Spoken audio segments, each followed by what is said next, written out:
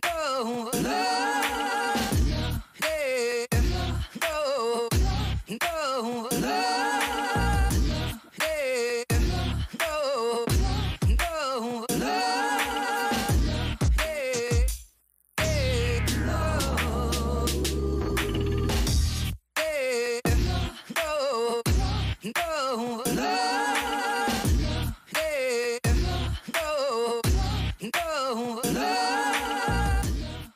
Yeah. How do we even know? Hold on. Are we even on air? Like, what the hell? We're so out of whack right now. This is weird. At least your mic's working, Greg. Yeah, thank God. I know. I had to like make sure the technological aspect of my setup was good, you know? Greg, what do you tell your barber when you get a haircut? Buzz on the side and back, and then just neaten up the top because I got the receding hairline and I need it hidden as long as I can. Hairline? I've had it for a while, dude. No, you don't. Look down. Yes, I do. Look down. It's pretty good still. Let me see the back. I can't like. Oh, well, you said. That's a pretty good line. Pretty good line. I've had this. I swear, because here's the thing: when I was growing up, like I would only get the buzz cut, and then after a while, when I started realizing, wow, like the line up here is just bad, I might as well start growing. I show people your LinkedIn picture to show them chubby Greg. I remember one time I showed people like a picture of me from college, like my freshman year, and then they see, and it's not the hair, they just see like the extra weight, and they're like, "That's not you." And I'm like, Yeah, dude. I full transparency did not think it was you when I looked back the other day. I look pretty often. Do you use your LinkedIn? No, fuck no. I haven't updated that thing since like senior year of college, and that was just because it was a requirement I had to do. I've not touched that thing. I don't even know my password. Okay. I want to take control of that one day. Big week, Greg. A lot to talk about, a lot to get into. We are, in fact, all wearing black today, huh, Josh? Not only are we all wearing black today, but today I've brought the beer sling. I'm talking about Hawkey today, and I'm going to need every little one of these fuckers to get through this. I like how it's bent in the middle like an old person's penis. Listen, how much is in that thing, just out of curiosity? Don't worry about it, Greg. Is it cold? Not enough. And is it cold? Just out of curiosity. So cold you're like just it's fucking Wyoming mountains. What is so your it? your entire chest or back is just gonna be freezing the entire time you're doing the show. Then what's the beer? I think a bunch of stuff in here. If Carhartt made a seltzer, what would the flavor be? Pine. Douche. Yeah. Wow. I don't think you could say that. You're from Western Pennsylvania. Shout out the hounds. That's illegal. Shout out the hounds. That was fighting words on their part. Yeah, I know. I just attacked an entire segment of Pittsburgh creators accidentally. Literally, dude. All right, let's crack these beers and talk, gentlemen. Let's do it. Well, I think Josh already cracked his by accident because I was excited. No, I wasn't even gonna. I was just gonna go into it. But Greg, thank you for calling him out. Premature cracking, not cool, man. 2, 1, action. Ugh, Gregory, what kind of water do you got today? Nah, still from last week. I got my Heineken Zero still. Oh. I've got enough in there to last me until the end of Lent, and I plan on exhausting it until that happens. So I got an issue with that. Go ahead with your issue. Josh, I think you know what I'm gonna ask. Greg, what did you give up for Lent? Oh yeah. Alcohol. No. What did you give up for Lent? Alcohol. Okay, so what are you drinking? Non-alcoholic beer. What's the percent of alcohol in that? Oh. 0.0. That can't be. 0.09. 0.09. Have you looked this up? So there is a certain number of non-alcoholic beers you can drink that will get you drunk. No beer is truly non-alcoholic. It's part of the fermenting process. So that's why I've seen like the Brooklyn stuff is like 0.5, I think. And I've also seen some other ones. Like I think Brewdog's is also 0.5 as well. My point though is, Greg. Oh, he's saying you're a bad Christian. I'm saying Jesus hates you. I've never claimed to be a good Christian, so I'm. Then why? What? I've never claimed to be a good one. So where is this coming from? You're doing Lent. You already broke it. listen, this is how I am choosing to participate, and I'm sticking to it in that case. I'll be judged on my dying days, and I'm staring at whatever pearly gate is in front of me, and whoever decides to judge me and says, hey, you gave up alcohol for Lent, but you still consumed a little bit. Should I still let you in? It won't be that. It'll be the strangling the cats thing that'll get you out of heaven, buddy. Retweeting point. Devin Bush's tweet where he threw the cat off the roof. That's what's going to not get you in. That's what's going to keep you out, Greg. Yeah. Damn it. I thought, but it's the thing. Dogs go to heaven, cats go to hell. So, like, therefore, I should be in the clear then. I'm good. Do they say that in the movie? It's the movie. All dogs go to heaven. Yeah, literally but I don't think they say all cats go to hell in the movie. I think all of the cats are in hell, though. I don't think it's called hell. I don't think that's how that works. Oh, I mean, what did Wiz Khalifa drive? What? A Hellcat. Mm-hmm. Cats. I mean, cats definitely don't go to heaven. Also, in the 1999, the real version of the Mummy, cats are the guardians of the underworld. So true. Well, that's a thing. Yeah, but that also explains like why cats are part of like the dead. It's the bad, they're evil. They're evil sons of bitches. Kind of like you breaking Lent. Supposedly, and I'm leaving it at that. I made myself cough. All right, let's get into it. Josh, what is our first topic tonight? I'm still Googling whether we didn't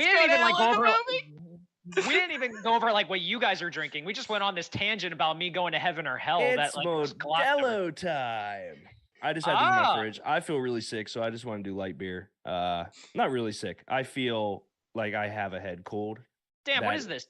Last week Josh was sick, and now you're sick. Like we're this hanging is just, out. Like, going, we hung out. You're gonna. I mean, we're like this is 2 months ago, but yeah. Well, I just meant right now. That's true. You could catch a virus. Ha ha ha. You know what I mean, Greg? I know what you mean, but Josh, what are you drinking? Is that the new one? Bama Mountain from Blacktooth. Oh, I thought you. Wait. Okay, so wait. I thought. Where's the Fat Tire? I had Fat Tire earlier today. What? Yeah, tell me. I didn't even know they made a new one. Yeah, so they completely. Oh yeah. You would think the marketing guy would know that Fat Tire completely rebranded, put out a brand new branding campaign. Now, the good beer side of me doesn't care about Fat Tire. Whoa. What you got heat with Fat Tire? Why is this? It's Yingling's gross stepbrother. It's okay, but the people that tout it, Greg, it makes no sense. No, it's not like an elite beer. Because that's a trash-ass statement. All right, Josh is muted on Zoom. Trash-ass statement. It's just not a good enough beer for the hype it gets at all. I can't hear. I would say Fat Tire is like the introduction for a lot of people going into craft beer, though. It's like your litmus to kind of get you an understanding of what it is you like. Do you like something sweeter? Would you like something with more bite? Greg, it's like the perfect safe beer. Here's what I'll say. If Josh gives me a good reason before 6:10 why Fat Tire's a good beer, I will apologize live on air. Well, he's got an hour then because he's 2 hours ahead. So okay, then 5:10. I'll give him 5:11. Josh, also, give me a good I'm only reason an hour why Fat behind Tire's a good beer. Derek, but that's fine. It's okay. Time's confusing. I mean, I don't know. I can barely. Yeah. I can't hear his understanding and stuff. Yeah, that's a bit of a problem. He only has like another minute to give us a Fat Tire. I don't know how well this is going to go over and stuff. I don't know. Was right at the beginning really like of the to know boom what he's saying right now, but I also kind of don't because I just think it's funny to imagine what he's saying. I didn't know I had this power, to be completely honest, to mute him. It's kind of scary that you do. I didn't realize you had it either. Josh didn't want to get the Zoom. I told him I'd give him my Zoom login, and he didn't. I get muted. Login. Am I muted? I think he gave up so much power and didn't even realize it. He should not have signed that contract. It's 6:09, Josh. I think the best part of this is that everyone can still hear me. If he can just figure out in a YouTube. minute at the same time of coming up with an excuse for You don't Fat Tire understand while how this also get the works. control back from you to be able to answer, that would be incredible. Damn it, Bean. The All right, coolest I'm gonna control unmute Josh multitasking. because Bean tore his toy in half, and oh no, he unmuted himself, and I just clicked mute again. Oh Damn man. it. Damn it, Josh. Your little Bad joke. timing on your part. Oh wait, yeah. he unmutes himself. I just asked him to unmute. Ooh. Your little Josh, joke was really, you go. really bad because you're What the joke? only two that couldn't hear me. What? Yeah. That's not true. You No, come it's through my. true. because my mic goes directly into OBS. That's okay. So Why Why was everyone that that else joke joke bad? The entire joke was that you needed to tell me why beer was good by the 10-minute mark, and you couldn't. All right. Why don't you go clean up the bean toy, and I'm going to play this cool new intro I made. Your joke about the joke was terrible. All right, bye.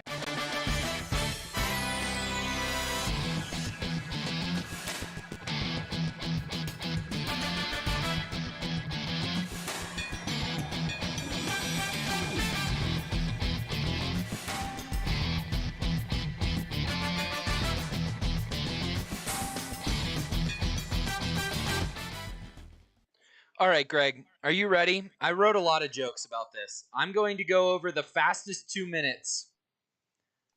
Hang on. NHL. What?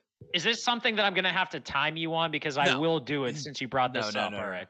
This is my fastest 2 minutes NHL Trade Deadline recap. Are you ready? Shout out Chris Berman for the inspiration in this case. I'm ready, Josh. The NHL Trade Deadline is tomorrow, but all the hot moves have happened today. Patrick Kane is now a Ranger. Oh, but wait, there's more. So is Tarasenko and Tyler Mine. Okay. The Leafs added former league MVP and Conn Smythe winner Ryan O'Reilly and add minute muncher Jake McCabe to their blue line and bring back the former scapegoat of the franchise, Luke Shen. Whoop! Boston is having literally the best season in NHL history. So what they do? Go out and get a top 20 defenseman, Dmitry Orlov, and then add everybody's least favorite son, Tyler Bertuzzi. The Preds are sellers at the deadline, sending Nino Niederreiter to Winnipeg, Tanner Jeannot to Vegas, Matthias Ekholm to Edmonton. And then it's okay, though, because they brought Barry Trotz on as the GM. Huh? Vegas also had another top 6 winger and Ivan Barbashev shut down defenseman, and then after shutting down Mark Stone for the rest of the season. Boy, people are going to be pissed when he scores 10 goals in the playoffs for the Knights and they're $15 million over the cap. The Devils gave up the farm for 26-year-old 30-plus goal nuclear missile in Timo Meier and further their mission to win every game 9-7. Carolina selects the category of former blue chip talent with impossible names to spell for 400, please, as they had Jesse Puljujärvi and Shane Gostisbehere. LA trades Jonathan Quick for 2 rentals because nothing is sacred anymore. Ottawa gets the Bella de Ball by giving up 3 picks for Jacob Chikrin. Now that gives Arizona more picks next year than players they have signed. And that is the fastest 2-minute recap of the NHL trade deadline. That was the longest 2 minutes of my life. That was impressive, and I think you need a lozenge That was now. well after written. That, so. I also like that it was like a funny joke by saying that no one can spell anyone the Carolina Hurricanes as well, when in actuality you can also not spell either. So I like that nice little poking and fun. Spell Puljujärvi or Gostisbehere right fucking now. I'm not doing Don't make me Puljujärvi. say the There's words you messed up, Josh, and ask you to spell it. I'm not doing Puljujärvi because there's random J's and Greg. Y's in that one, so no. Josh, can you hold on, Josh? Whatever. Can you spell deadline for me? Well, it's oh no.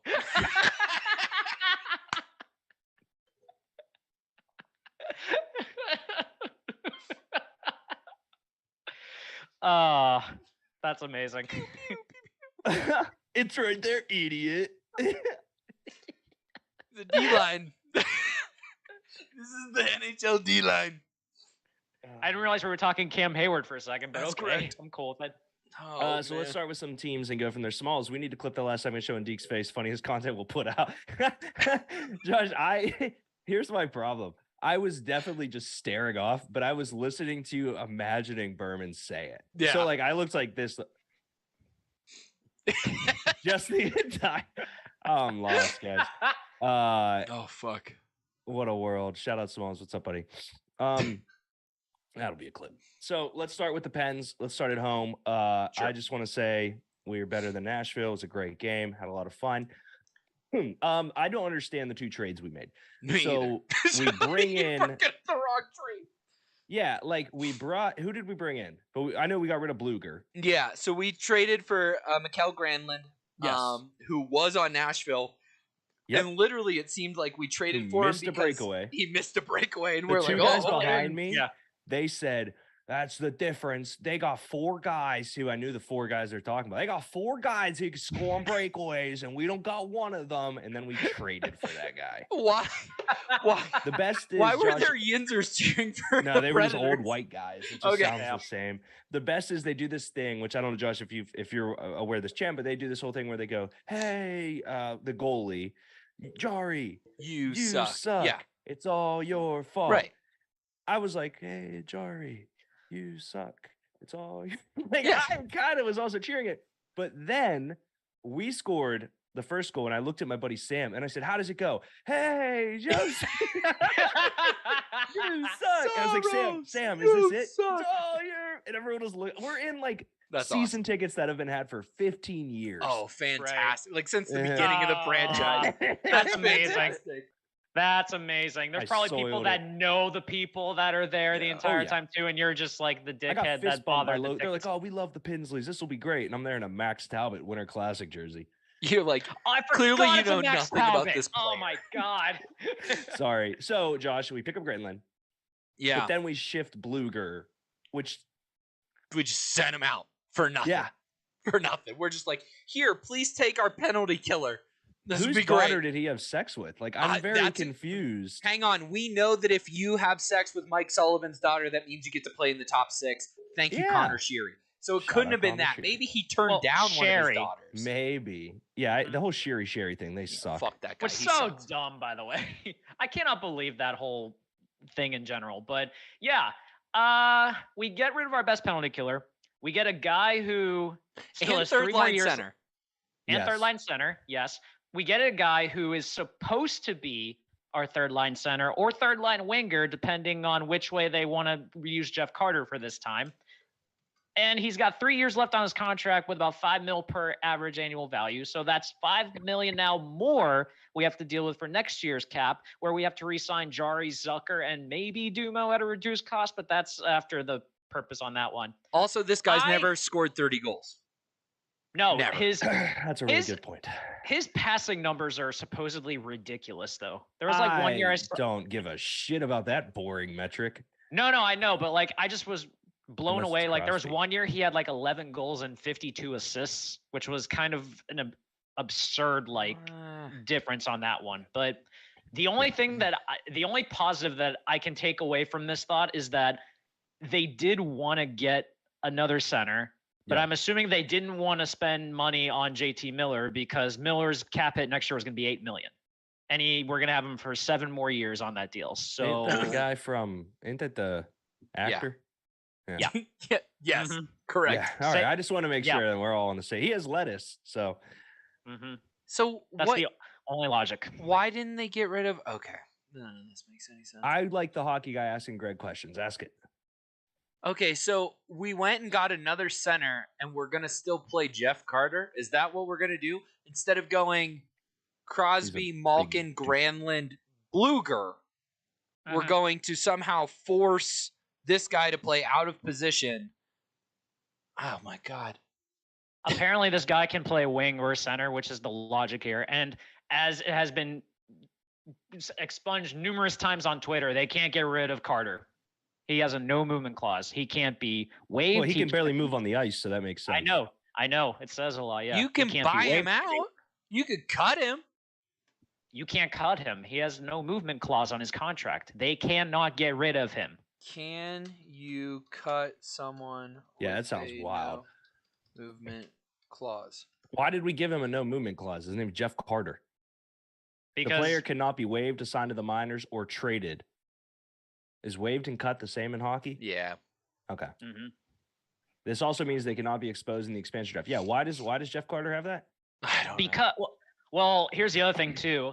They decided to save him instead of Jared McCann and Brandon Tanev, and look how that worked out for us. Jared McCann should be our starting third line center right now, and he's also with significantly Tanev on his younger. fucking wing. Because Mhm. where are they again, Greg? They're not. That team's not any good this year, right? Wherever they went. Oh wait, they're in fucking Seattle, ripping it Yeah. up. Mhm. So, a lot to be said on Is- this one, folks. How do you get a no movement clause?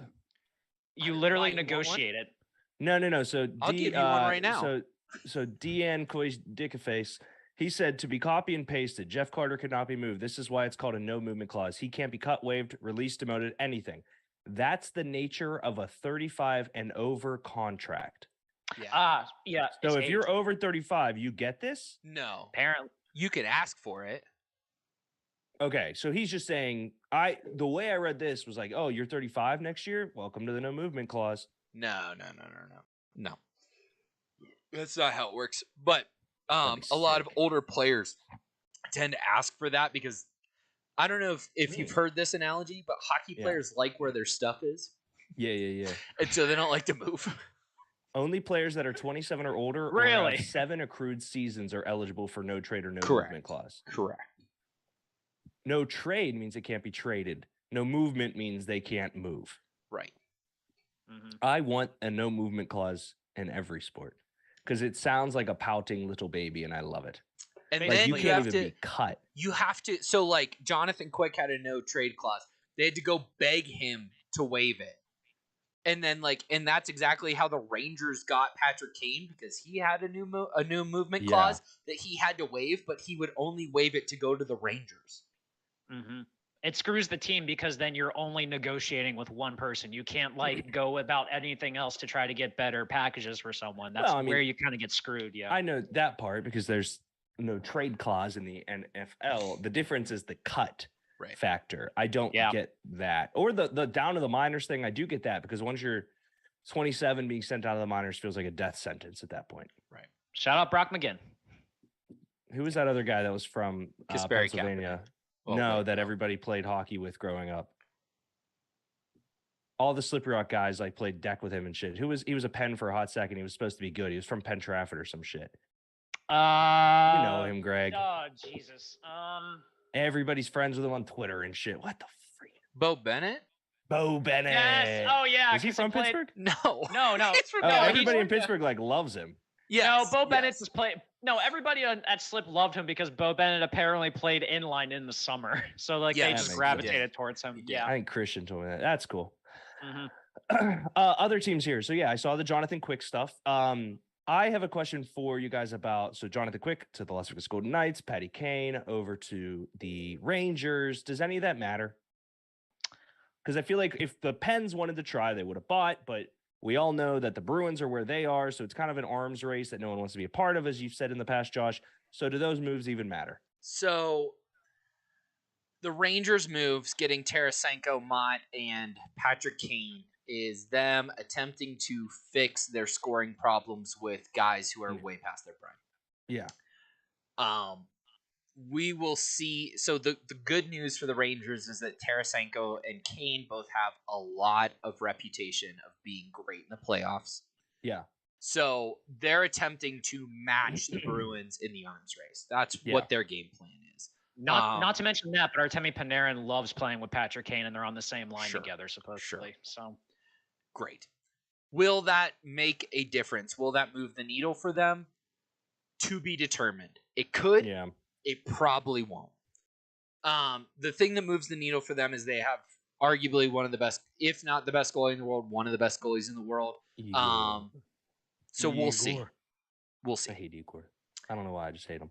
The Jonathan Quick thing, it feels like the Fleury thing from a couple of years ago all over again, where literally he got traded as the game was going on, rode back on the team plane that night, and then Columbus told him, don't even bother to report to Columbus.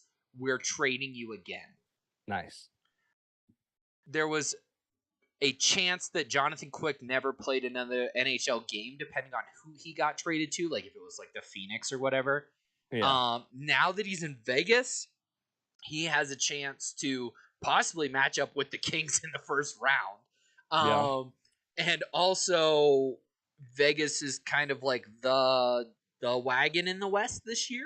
So like he could win another cup.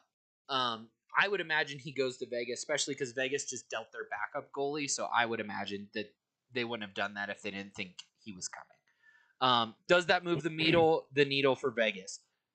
No, but maybe. He's pretty fast. He's quick, some say. Yeah. Jonathan Quick was famous for being hot. getting on hot streaks and being able to just dominate the playoffs. Now, they have a rookie goaltender, Logan Thomas. Is that it? Thompson. Logan Thompson. That's the tight end for the Washington Commanders. Thank you. Logan Thompson. We got actors. We got football players. We got everything under the sun. Yeah. And he Yeah. is having a Calder-worthy season. I wouldn't go as far as Vezina, but he's been good for them. Okay. The good news is that he now has a mentor who has won 2 Stanley Cups and a Conn Smythe and knows what it takes and can kind of help him through those things. Plus, if he gets hurt, you're rolling the dice on a one last ride from Jay Quick. There's a bunch of other goalies that I would take Jonathan Quick over a bunch of different goalies. Is what I'm trying to say. So, even at his age. You guys remember Marc-Andre Fleury? Yeah, he's in Minnesota. Blood Bomb in the chat with his religious name David. He said, "Who's the pretty girl?" That would be Josh Elseth. That's me, I guess. See the flow. The flow is all you need to know. Yeah. All right, bars, Greg. All right. What else do we got for Hockey Talkie? Anything else you guys wanted to cover today? I think we hit some of the big names that moved. We know Boston's the greatest team that's ever been. It sucks. I hate them. I would just like to point out that Connor McDavid is having maybe the greatest season of the modern era. He's on pace to eclipse 65 goals. Could probably touch 70 if he really goes on a run, which he's currently on. If he scores 2 goals in his next game, he will tie the NHL record for most consecutive 2-goal or more games. I mean, the guy is he is doing incredible things that we've never seen, and it sucks he's going to get bounced in the first round of the playoffs. Yeah, that was going to be my question. Does any of that matter? No. I don't mean to be a jagoff at the game. I said to Sam, my buddy, that Sid is the best hockey player I'll ever see. And he said Connor McDavid. And I was like, no, Sid's better than Connor McDavid because he wins. I get it. I understand how great Connor is. I called him a fraud 4 years ago at this point because he ain't going to win shit. Can't going to win shit. He's just on a bad team. They ain't going to win shit. Yeah. So does any of that matter? It does, but doesn't. It's like matter. Joker winning back-to-back MVPs in the NBA. It would matter because otherwise they would miss the playoffs. Fair. That's a very good point. So he's at least going to drag the Oilers kicking and screaming into the playoffs, and then maybe by the grace of God they get past the first round. But they're worse than they were last year or 2 years ago. Did when they lose went on to the Avalanche? Run. Yeah. Yeah. Okay. Mm-hmm. No, I would like to point out that Avalanche. You're right. I would just like to point out that based on the number of teams that have made moves and the number of teams that you see on Cap Friendly that have exceeded the maximum cap space that has already come up, it's amazing how many teams have made moves and believe they still are in it with this much time left in the season. Well, that also speaks volumes to the playoff format, and it also just kind of speaks volumes to the fact that after in the East, after Boston, it's kind of a gauntlet, I'd argue, to try to figure out who's going to get there. Definitely each team has their top guys, but it's such a crapshoot. And then the West is a mess to try to figure out who's going to be the best team coming out of it in the end. That's going to be fun to figure out. But right now, the only surefire thing is Boston, and that's it. Everyone else is just mishmash together at this point. Greg is the best person on this show. Yeah, we all know. Nope, it's you, Blood Bomb. Boop. Okay, so here's the ish, right? This year's trade deadline was really interesting because there were more marquee players that were moved than ever. It really did mirror the NBA in that sense, where we had Patrick Kane, Ryan O'Reilly, Tarasenko, Quick. Mm-hmm. These are household names for NHL, at least, that were all getting moved. That was a big deal. But there were also a lot of players that were being traded from teams that are attempting to tank that have term. So the Arizona Chikrin's, basically, Timo Meyer isn't that situation, but Barbashev is. Jake McCabe is. I mean, there were a lot of pieces that Orlov isn't, but there were a lot of pieces. Oh, Juneau, Nina Ryder, both have term. It's pronounced Gino. Thank you. So, like, The G there is were a silent. lot of guys moved that had term left on their contract, which made Yeah. everyone buyers, not necessarily just playoff teams. These weren't rentals, a lot of the guys that got moved. Some of them are, but a lot of them were moved with the intention of making a team better. That's why you saw an Ottawa make a move. That's why you saw some other teams kind of get in the mix that made, like the Blues, right, were really active, even though they're kind of like sellers, but they really weren't. And the things they got back for they weren't draft picks, they were actual players and prospects because they're trying to reload as quickly as possible. It was a really interesting deadline. We also had a great quote from the Tampa Bay general manager that basically said, if you're trading anything other than a top 15 pick, you're trading air. That it doesn't matter. I agree with that because I don't think. Hear me out. I think this is all personally sports. believe in all sports except the NFL. The only picks that really matter are top 10 picks. Yep. In the NBA, you can find Joker drafted during a Subway commercial. Sure. But there are so many players drafted in the first round of the NBA that don't even make it to the league. There are so many players in baseball that just genuinely don't make it to the league because of the process there. Hockey, you can draft a guy everywhere. They don't make it to the league. The NFL, in my opinion, is the only one that matters from start to finish in terms of actual roster construction. All the other drafts, I mean, maybe MLS. I don't know the super draft too much anymore.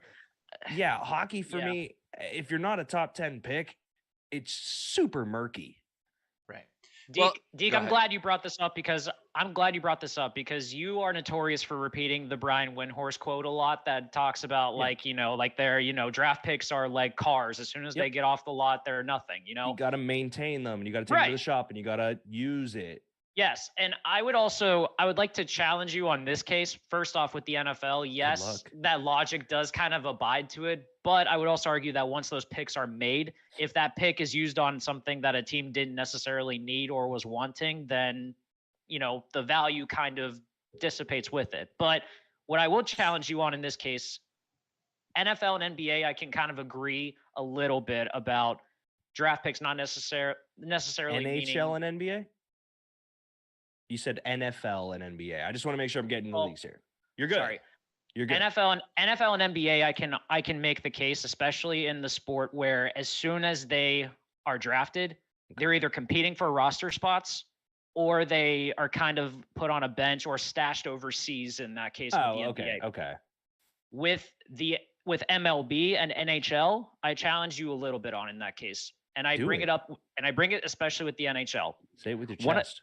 One of the things that has bugged me so much about the Pens for the longest time when Jim Rutherford kept getting rid of all of our first round draft picks to try to go for it every single year. When you have guys that are, especially in a hard cap league, that are making so much money and are going to be put directly towards your cap. And Josh has said this before. One of the things that helps prolong a build or prolong a steady team is younger talent on cheap and controllable contracts. True. That's what you get with guys that are drafted in these rounds. Do a lot of them make it? No, because with the NHL, it's set up in a way where guys can, if you're not a top 15 pick, you're either going to play another year or two in juniors or you're going to go to college for X number of years. But the point is that you're not going to get that talent into your system on controllable and cheap contracts unless you draft them and then you see what you get from them. That's always been something that I think the Pens have kind of missed the boat on a little bit. That's why they always had to keep going to the college free agent and, overage guy route to be able to get talent into their system in that case. And sometimes it works. Sometimes it does. Yeah. But for the most part, though, if you don't have that cheap controllable income or cheap controllable assets to be able to maintain a steady team for the longest time, that's where you're kind of screwing yourself a little bit to a degree. So that's why I push back a little bit on the notions that draft picks don't necessarily mean as much as they should. Would you like a cool stat? Someone at The Athletic, and I can't remember who, analyzed the 2016 NFL or NHL Trade Deadline. It was Corey Proman, right? Yep, it was. So you read this, and none of the draft picks ended up in the NHL that were traded. The one that I did read recently was 2018. I think that was it. It was and Keandre Miller. Keandre Miller, yeah. That was the same article. The pen pick. Yeah, same one. But like that's that the was other nature one. of that. Yeah, it's one. Those players, so hockey, baseball especially, they send players. Yeah. NBA is a little more controlled with shorter benches, but during the trade deadline, you get these 7-team trades that send random people to 3 different teams and stuff. Hockey seems like they're shifting all the time. Baseball is shifting all the time, it feels like.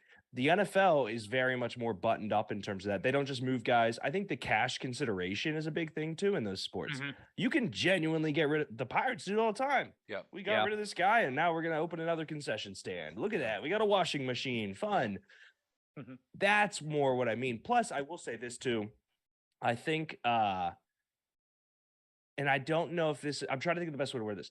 The talent pool for football, in my opinion, is massively deeper due to the monopoly of college football.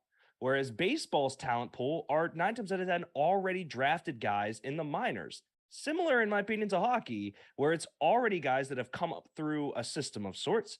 And I don't know, maybe that's convoluted in terms of what we're considering here. But for me, with football having hundreds of universities and colleges and so many guys, it is the smallest margin to make it despite having the largest roster. Those picks need to hit on a much larger scale. Whereas in the NHL, you can go 15 years without hitting on a pick and still win a Stanley Cup.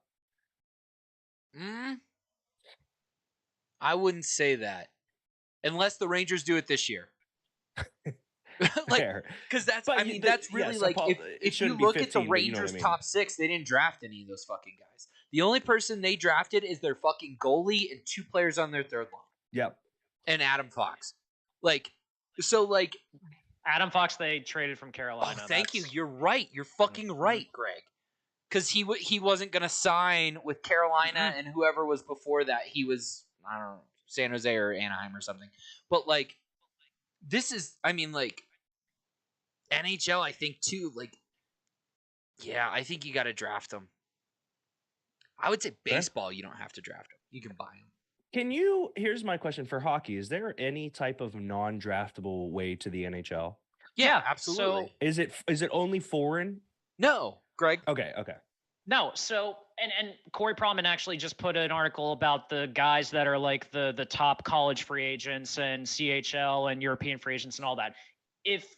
So like you know how, especially like, and I think we've talked about this before, how like if you're drafted, you have, depending on what country your nationality is or where you play in, you have X number of years of rights for them. So like with Canada juniors, it's 2 years, Europe is 3 years, college is 4 years.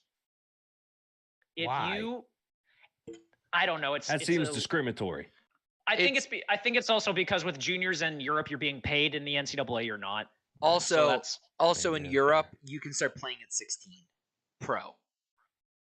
That's because they're man at 15. Right, but that's also like, that's where like that kind of stuff matters, right? Like, you could draft a guy at 18 who still has 2 years of a professional contract left.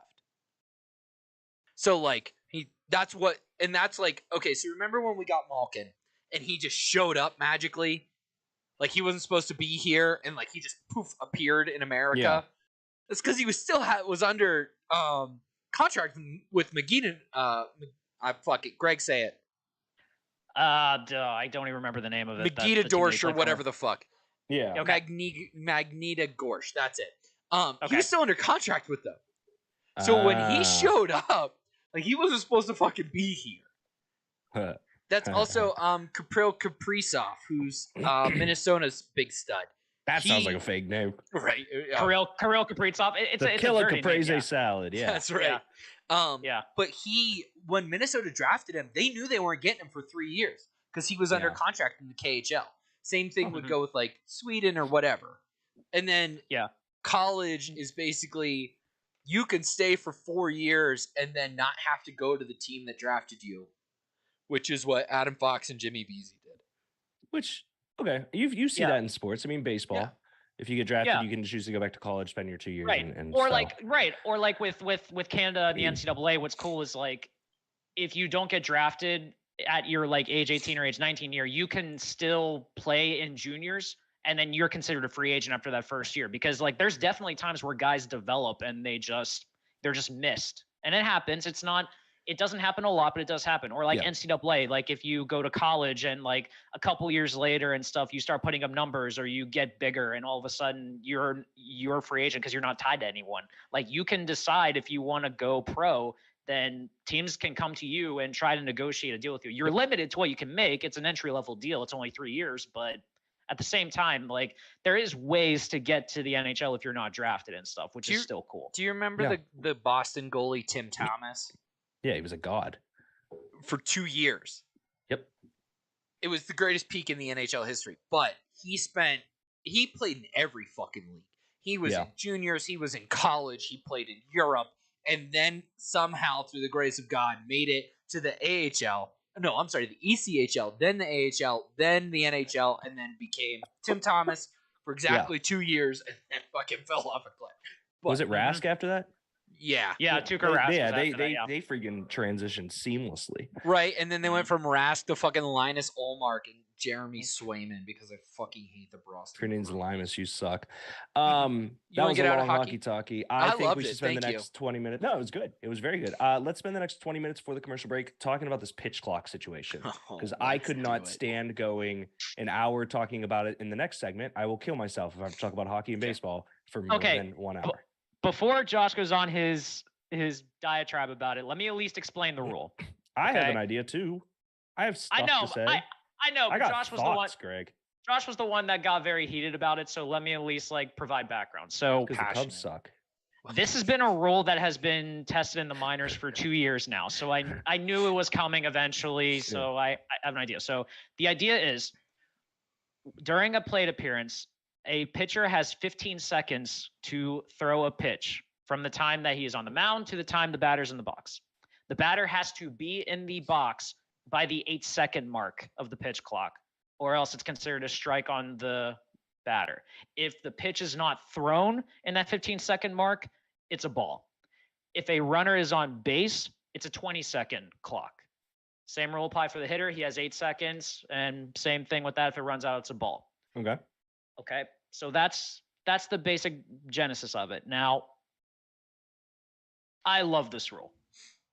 I absolutely love this rule because on average in the minor leagues, for the time that they have been testing this out, it has cut down a half hour of a game.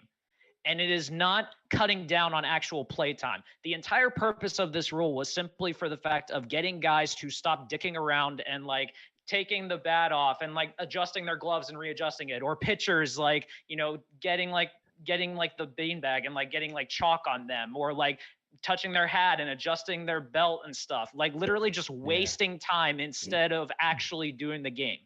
There was a great side-by-side comparison on Pitching Ninja, which is a Twitter account that's run. They showed a side-by-side of a guy going through a whole inning and the same guy last year throwing only one pitch in the exact same time frame.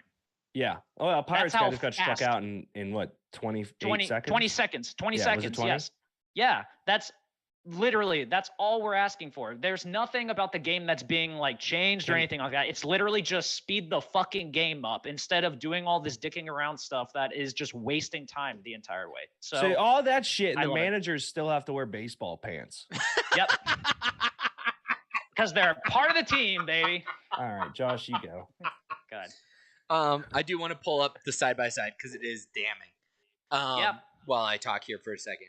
So where the controversy, or where this all kind of became a problem, was a spring training game was decided by the pitch clock. Yeah. Where it was the bottom of the ninth, and you know, a base is loaded, the whole 9 yards, right, full count, and the pitch clock happens, and the batter wasn't ready within the 8 seconds, and the game was ended, and the pitcher was awarded a strike because the batter wasn't ready in time. Love it. Are you gonna love it in October? Are you gonna love it when it decides a fucking game, let alone maybe a World fucking Series? It didn't decide the game. That player not following the rules did. It's a great take. That's a great and take. also, everybody has the same rule book, Josh. Everyone has the same handbook. He's not the only. You're telling me he's the one guy that we should be like, oh, it's okay, buddy.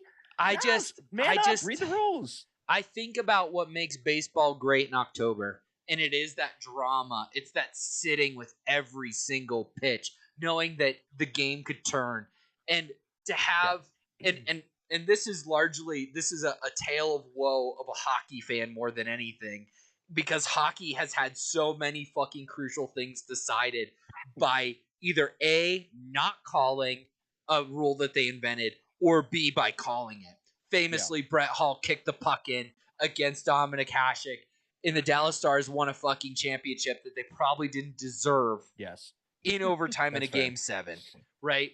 And I understand that was like, that's only happened once, but there's also been the Penguins in the 2017 Cup run against Nashville. Threw the bottle on the ice. No. They thought that Nashville thought that they were up 1-0 in that game, but it got called back on an offsides call that now wouldn't have been offsides. Like, I mean, it's just there's 1,000 of these that have happened in hockey, and to see it immediately happen in baseball in like the moment that you dream about as a kid, handing out fucking strikes for no effort is not gonna fucking work out well. Unless you think the batters can correct. If you think that the batters can get their shit together, awesome. Oh, I believe they can. Like Pete Alonso went on like record and said, like, after his first at bat he hated it, but then his second at bat in spring training he hit a home run. He just got used to it right away. It's an adjustment period, and that's kind of why that they were doing it in the minor leagues to start, because guys who are like going up and like are now in the majors, they're used to it. They're aware of it and stuff. And again, Josh, I understand like you thought it was like bad optics for it to happen. Terrible. But my point is it's spring training. Like they have to get their shit down at some point. Like it's not like if they were doing this rule at the very beginning of the regular season and this happened, then I might have had like a problem with it, because you could have like, you didn't test it out. You didn't get guys used to it and stuff. So two things. At least go ahead. At least it happened in spring training. Two things. One, if we introduced the Bach this year, Josh, would you be this pissed off? Ooh. I don't really understand the Bach rule entirely. The Bach is he's in his motion, and then he stops his motion to throw to a plate, and because he stopped his motion, I feel like sometimes I see Bachs and I'm like, that's a Bach, and then they don't call it, so like who knows? To this day, if you ask Gil about a Bach, he will give you a dirty look, because he got called for them all the time in high school. Oh, that's but my point for that is like that can and has decided games. True. That is much more uncommon than this situation. But I think our take there would be like, well, that's the dumbest thing ever. And then you get used to it. My other side of it, though, you will not get, this is the end of opportunities like Cueto. Yes. True. Yeah. That's the side of it where I err with Josh, where to me, the playoffs, October, you won't get this moment where it's like hitting a foul shot to me, Greg, in a big moment in the NBA Finals. It's just you just doing it. With the pitching, it's kind of like, all right, now I throw this pitch. Now it's like, all right, don't have time to even think about it, do it. I think it benefits some pitchers a lot more than we're predicting. Yes. But I do agree. think we Completely do not see another moment like Cueto, except for maybe the flip of it, where a pitcher's trying to do so much he drops the ball, but that's not the crowd impact. That's or the a game. batter's afraid to get in the box because of the crowd. Yep. Now, do we see? Here's something. Do we see the chance of a batter doing that strategically so someone can try to steal? Like, there's elements that I'm interested to see, because if I stand out there and the pitcher's like looking and a guy takes off, and then I step in, like there's ways that I'm curious how it breaks down, but these are such outliers. But also, baseball, they'll fucking cheat if they can. And that'll be... That's true. No, that's absolutely true. The Astros are going to expose that rule in 30 seconds. Like, they're going to be the ones, Yeah. I mean, I'm personally just excited for the fact that, like, I feel like anyone who did, like, complain or, like, had, like, visceral takes about it, not so much your take, Josh, because I get what you were saying in that case, but I feel like people who hated it for the sake of hating it are just, like, the old baseball heads that like just like it because of the fact they want to keep things traditional, which I know is Deke's favorite phrasing for it, because it's tradition with baseball. Why do the managers have to wear those pants? It's because they want to be part of the team. That's all that matters. They all wear hoodies now with those pants, and it looks terrible. Good. Dude, I think we would like Clint Hurdle a lot more if we didn't wheel him out every week in a fucking baseball uniform. Clint Hurdle's not a Pirate anymore, buddy. No, that's my point, though. Okay. We all hated him. Everyone hated him. And I would have liked him a lot more if I didn't have to watch him look uncomfortable. Those buttons put in more work than he did. That's true. It's all the bubble gum that maybe he was accidentally swallowing or something. I don't know. Gregory, how confident are you that this rule won't take effect or won't affect a game in October? I'm confident because most of the teams that are going to be in October should be well prepared enough because they had gotten to October in the first place. And also, I trust the fact that Theo Epstein made a rule that actually would be smart enough for most baseball players to be able to do. Are you ready? Murdoch got charged with murder. Just a heads up, guys. What? Alex Murdoch, the guy from the Alex Murdoch Netflix show, the governor guy in Georgia. Okay. Yeah, it was like super powerful. He killed his wife and his son. Oh, this is okay. The dude that like files. The dude that said that like he didn't do it, but changed his like alibi or something like on the stand. Yeah, he looks like a serial killer. Yeah. Oh yeah. Oh Sorry, yeah. Stickball.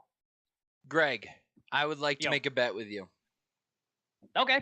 Okay. I'm all for it. I would like to do a bobblehead bet. Are you cool with that? Well, good luck getting your fucking bobblehead, Greg or Josh, because he hasn't even picked our bet yet. True.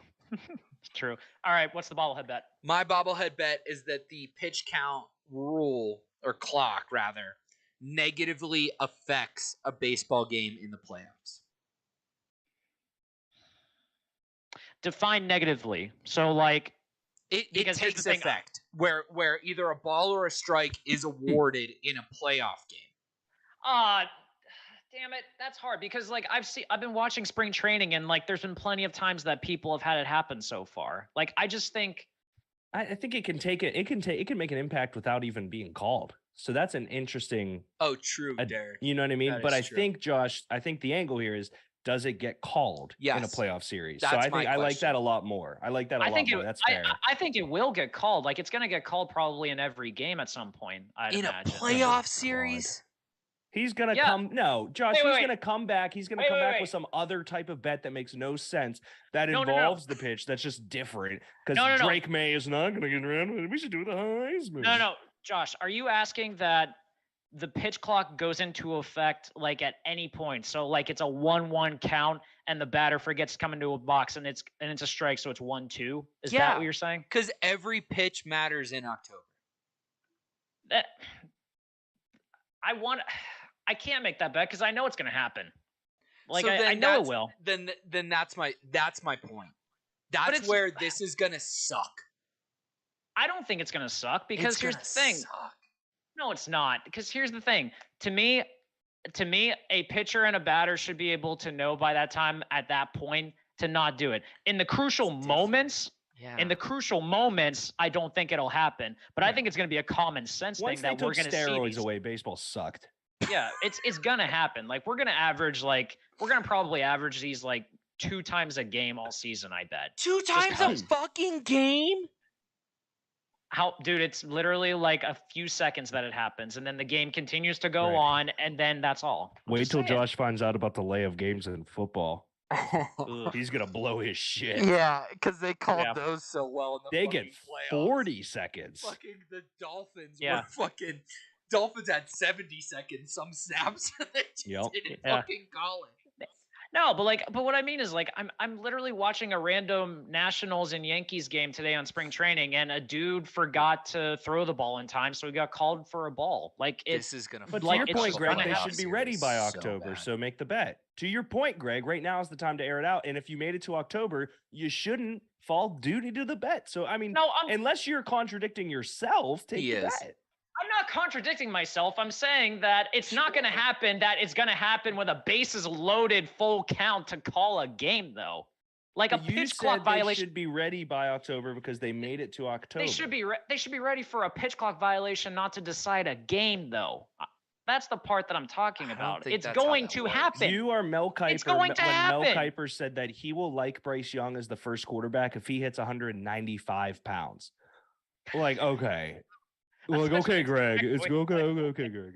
That's such an exact way to happen. It is like that's what you're saying, though, guys. It's not going to happen because they'll be ready, but it will happen because it just is gonna happen.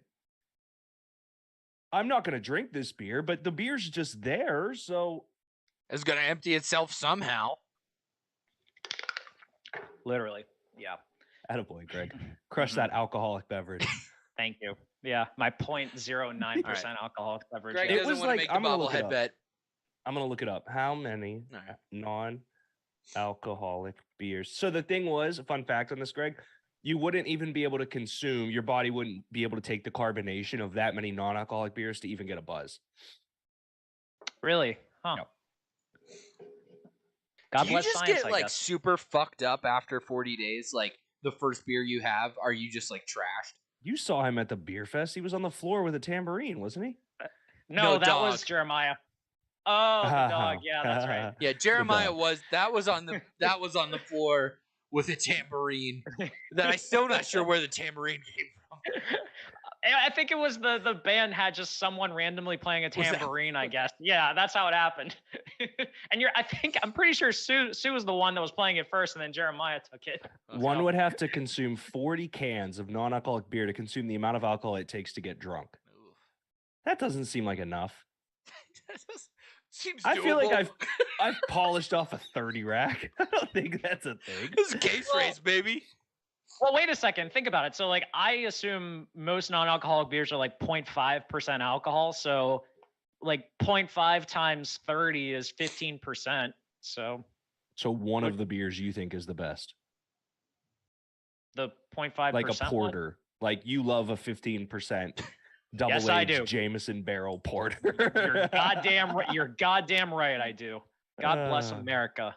He deserved. Yes. Oh, Blood Bomb said, "I love that dude." Speaking about Clint Hurdle, he said he deserved to wear that uniform.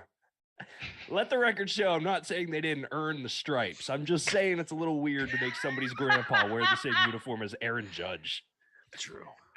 Yeah. Now Aaron Judge did deserve the stripes. Bro, That's imagine fair. they made Steve Kerr wear his Jordan jersey out there with the you know what I mean? Like, it's just like, I just don't want to see it. Like, let him wear something different.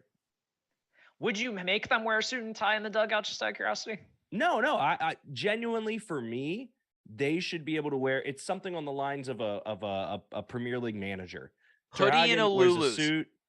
Yeah, Hoodie Like- and Lulu's. Jorgen Klinsmann to me makes the. No, did I say that right? Yeah. Yeah. No, yeah. Jurgen Klopp. Jurgen Klopp. Thank Oh. you. I don't know what I'm doing today. I was like, no. Jurgen that's not- Klinsmann is a human. Yes. That's a No, real person. I know. Klopp, where is Yes. here's a pair of slacks and an athletic jacket and a scarf. Maybe a hat. It's a hat day. Yeah. Mm. He is the perfect outfit. Pep wears nice stuff. Yep. No, but you don't gotta wear a full Good suit. sweater. Yeah. Pep's a big Nice sweater sweater. guy. Yeah. Yeah. For Okay, me, but- I don't know. Go ahead, Greg. So what's the tipping point then? Like, are we talking like we can get to like Belichick, like wearing a fucking hoodie with That's like Dusty cut off Baker or something, or like 100%.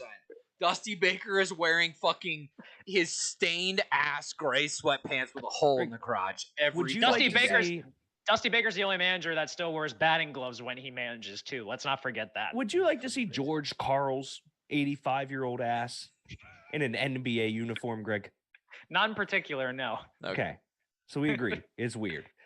weird, Personally, for fine. me, I think hockey coaches should have to wear skates. And they don't ever get to touch the ice. They just walk back and forth on the bench with skates on. Now see, here's the thing. Hockey coaches have to like be dressed up in like suit and tie and Yes, stuff they do. like that. So that part I find fascinating, but like if you see it on an NFL coach, all of a sudden it's just like, what the fuck? Also, know? it's Well, fucking to be fair, cold. they're going down a whole sideline. Yeah. You ain't Okay. running a whole sideline. Because soccer's got a box. Yeah, but Hockey's it's got a little cold on box. the ice. They're not on the ice. They're in the box, Josh. Hence the skates being funny. Oh, like the Winter Classic games where like we're wearing like the full like Letterman jacket and like nice pants. I and think stuff. for That's hockey, dope. one time a game for a minute, the coach can go skate and you get a 6-man. Ooh, Rod Brindamore hopping over the fucking boards and scoring a goal in the playoffs to lift Carolina in a game 7. Sign I me think up. You Sign get me up. once a game for a minute. And the other thing is, if both coaches go out at the same time, they have to fight.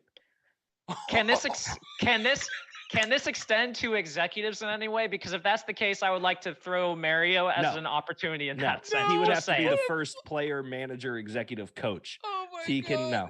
I'm just Yeah, trying if to both imagine coaches- Bruce if both Boudreaux coaches getting go on the out. ice right now. Yeah, Wilding both out coaches go there. out at the same time. They have to fight. He could be the Jackie Moon of the NHL. Nothing wrong with that. Bruce could say. Boudreaux's the Jackie Moon of the NHL. No, No, I'm no, saying no, Mario no. was. No. Francona doesn't wear the jersey. He only wears the pants. I guess he has some muscle thing where he can't wear tight clothes. It's called a giant dick. Terry Francona We're going to sucks. take a quick commercial break, and we'll be back with the second half of the show with some NFL draft, some Premier League talk, and a fun game. Whee!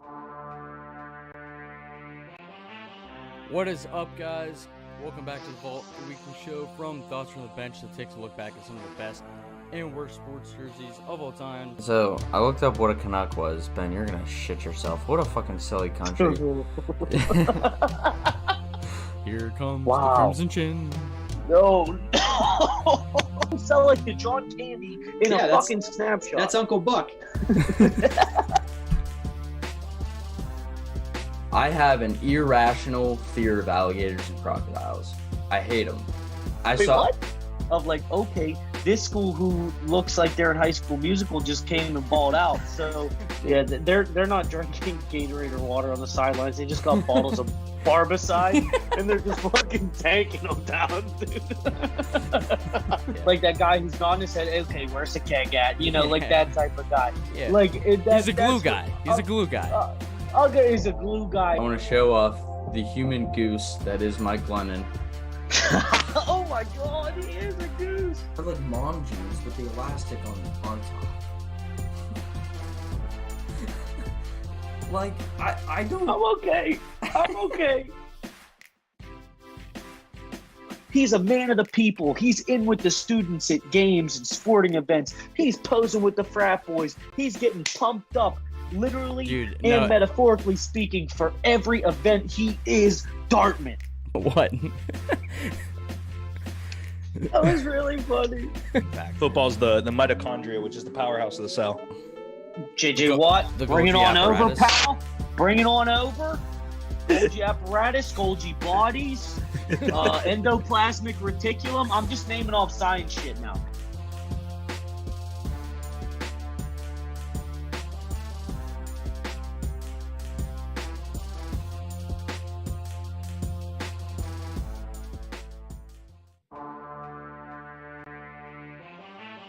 What is Fucked up, it guys? Man. Welcome back Great to the job, Vault, guys. the weekly show All right, from ready? Thoughts from Here the we go. Bench that takes a look. Okay.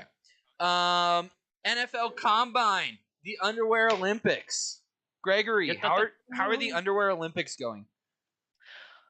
Josh, I got an early look at the Underwear Olympics today because it started around. They let you in the back door, you creep. Yes, something like that. Started around while I was working, and I gotta say I'm thrilled because yet once again, another quote-unquote undersized Pitt defensive lineman blew up the combine and is more than likely going to get drafted pretty high. And I'm thrilled for it because as a season ticket holder, I watched the kid grow up before my eyes and dominate fools at the defensive line. So Fun fact, Greg I'm never quite happy. mentioned his name until Kalijah Cansey. today on air first. No. And to me, he didn't name him until about a month and a half ago. So Yeah, I told you I just guys wanna- about Garrett Crawl years ago. who the fuck is Garrett Crawl? Although the one that I did see My before we started recording, I saw Is that the dude guy I from met? Not Matt, but who'd I meet? No, you met Frank Crum. He's Frank Crum O-line. is my favorite player ever in NFL O-line, history. baby. Next year. Yeah. Next year. He's a thick boy, Greg. These calves, them hindquarters. I watched many him leave the Cs? bar. At least 4.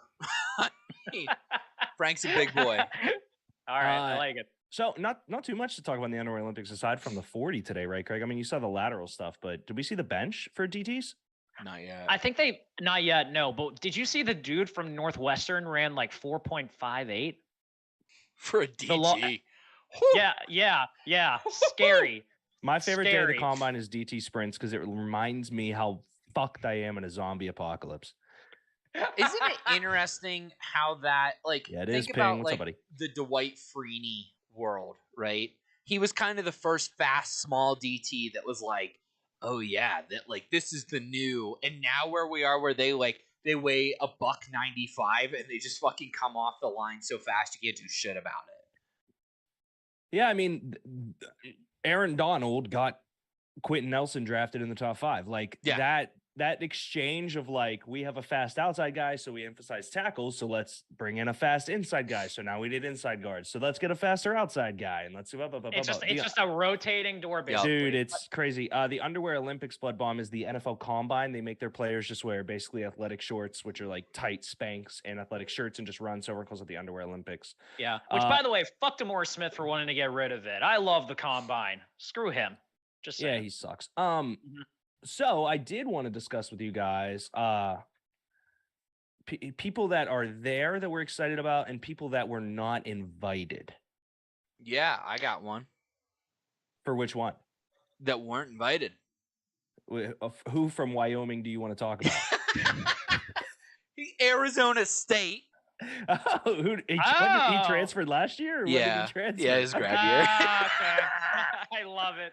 I love it. But this is a guy who, Xavier Valade, who was. Is it the corner?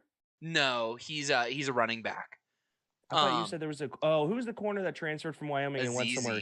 Yes, thank you. Sorry, thank you. Yeah. But X was left off. X was left off, despite the fact that he was like top 10 this year in carries and yards. He got left out of the combine, probably because he's old. Wait, how old? Like, is he a grad transfer? Like 23, 24? Greg, he might be like 25, 26.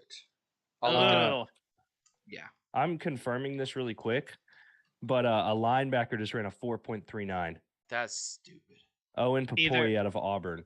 I've been seeing him as like third round like mocks and stuff like that. Well, he just shot up now. So that's interesting. It's amazing, like just from running a 40, like how much that affects your stock tremendously. Oh, I know, and you'll never run the 40. People are like, he's game fast. Yeah.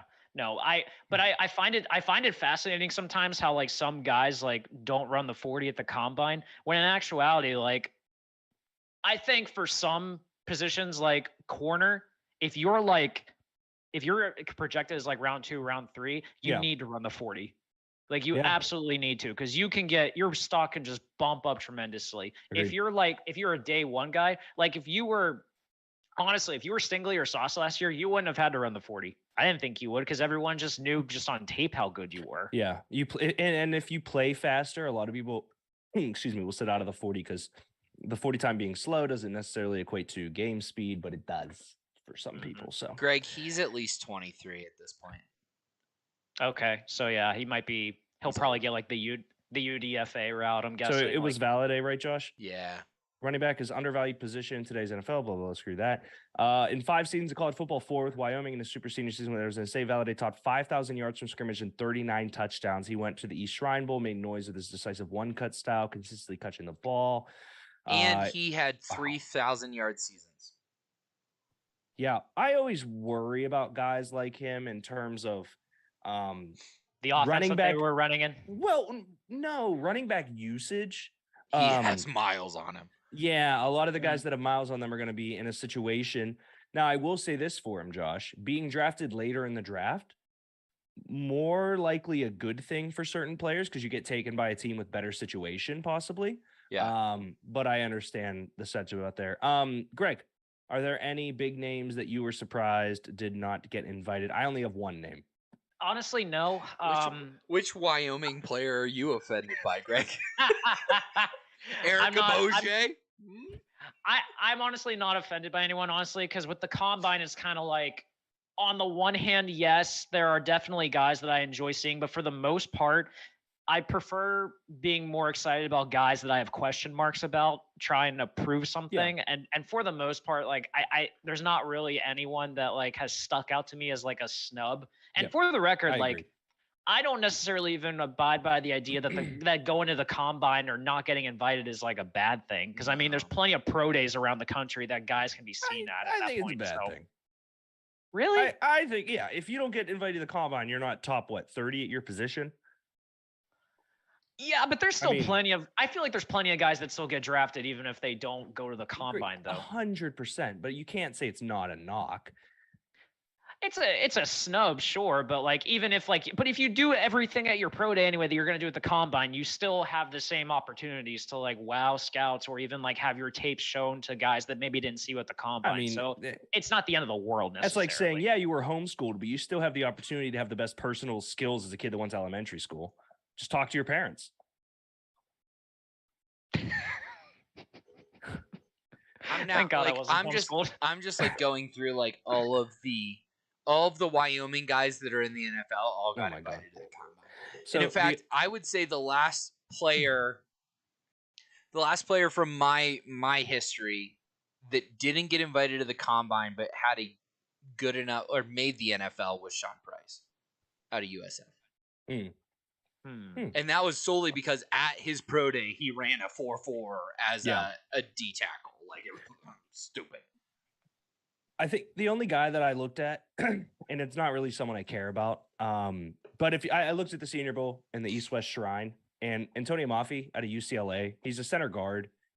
He killed it at the Shrine Bowl. I was like, oh, cool. Like, I like interior linemen. They're thick boys. Right. He's a really good center. I think he could go later, but nobody, like you said, Greg, is snubbed. I don't think there's a single player who's like, I deserve to be there. Like in previous years, there's been a couple guys. So. I mean, that one's interesting too, because I think this is kind of a weak guard class overall. Yeah. Gotten it in, yeah. Whatever. So let's. Titus didn't make it either. Ping said, "Just talk to your parents. Clip it." Yeah. I mean, that is what Greg basically said. I'm sorry, no. I don't need. God help me if I would have like had to be homeschooled or something. I don't know how I would have survived in the world in that case. You survived just fine, buddy. Both the Wyoming running backs didn't get invited. Titus Swen didn't get invited either. I like to learn about new college football players with you, Josh. Titus Swen was a standout at the Senior Bowl. He had over a 100-yard game and 2 touchdowns, I think. So like, I mean, he put up numbers at the Senior Bowl. Greg, is Jared Wayne worth fucking damn?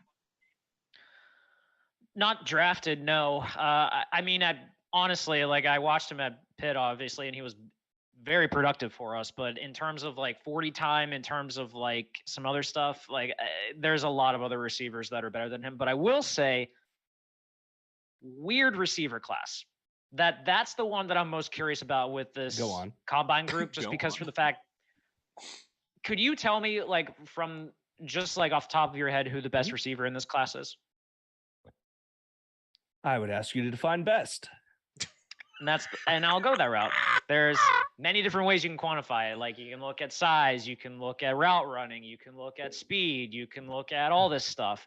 But there's not like receiver class. Wide receiver class. It's a weird receiver class, and it's almost like every year there's always teams that need receivers. So it's kind of like it's struggling to figure out like who's going to be like the one that kind of gets like catches people's eye, which is why I'm most fascinated by that combine day, because the 40s on those guys are going to be interesting to see. Yeah. So Quentin Johnson's comp is Chase Claypool right now, where he is massive and fast. But Greg, Steve Smith said it best. You can turn on one clip and say, this is an NFL starter wide receiver 1, and turn on another clip and say, what the fuck is he doing? And what I mean by that isn't just like bad plays. It's like, he's a big receiver. He doesn't high point the ball. He catches in his chest, which is weird for that big of a guy. But then you look at his athletic ability and his ability to run, but then you look at other tape and it looks like he is dragging a wagon behind him. Yeah. JSN, I do not like. I'll be fully transparent. I think his best introduction to the world was the Rose Bowl last year. I don't think he was good this past year.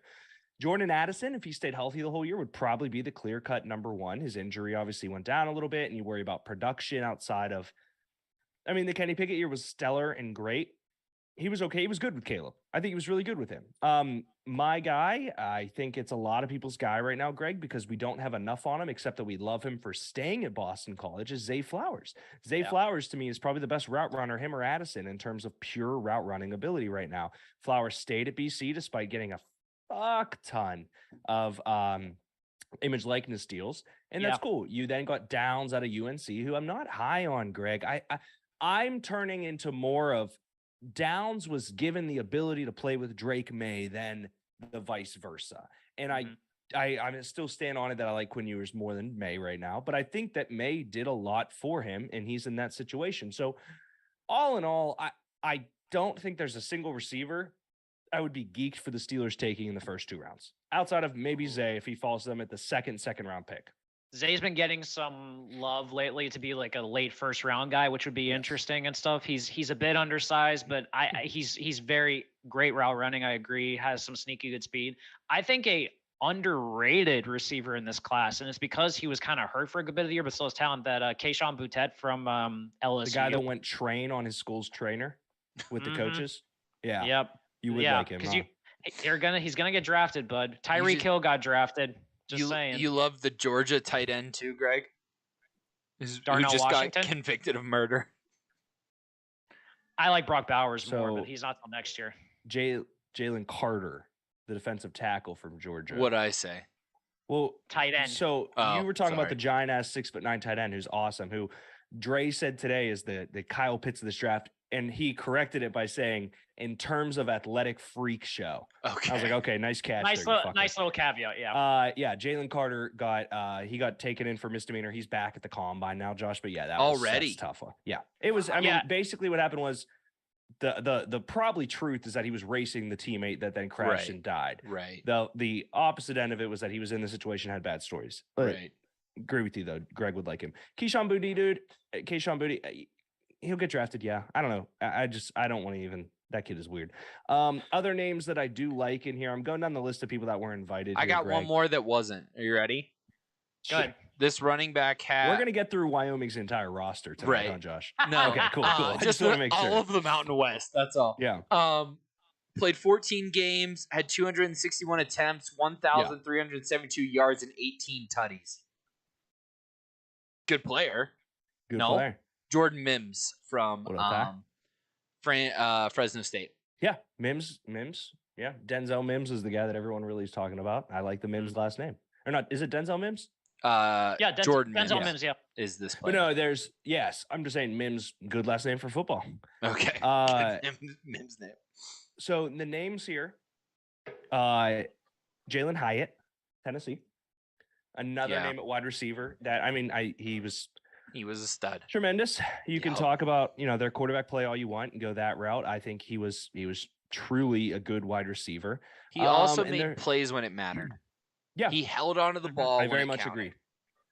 The name that I genuinely believe so there's Cedric Tillman too, who's on Tennessee, but Hyatt's the guy. Yeah. Here's the name, guys. And Greg, you'll probably know this name, Josh. I don't know if you do.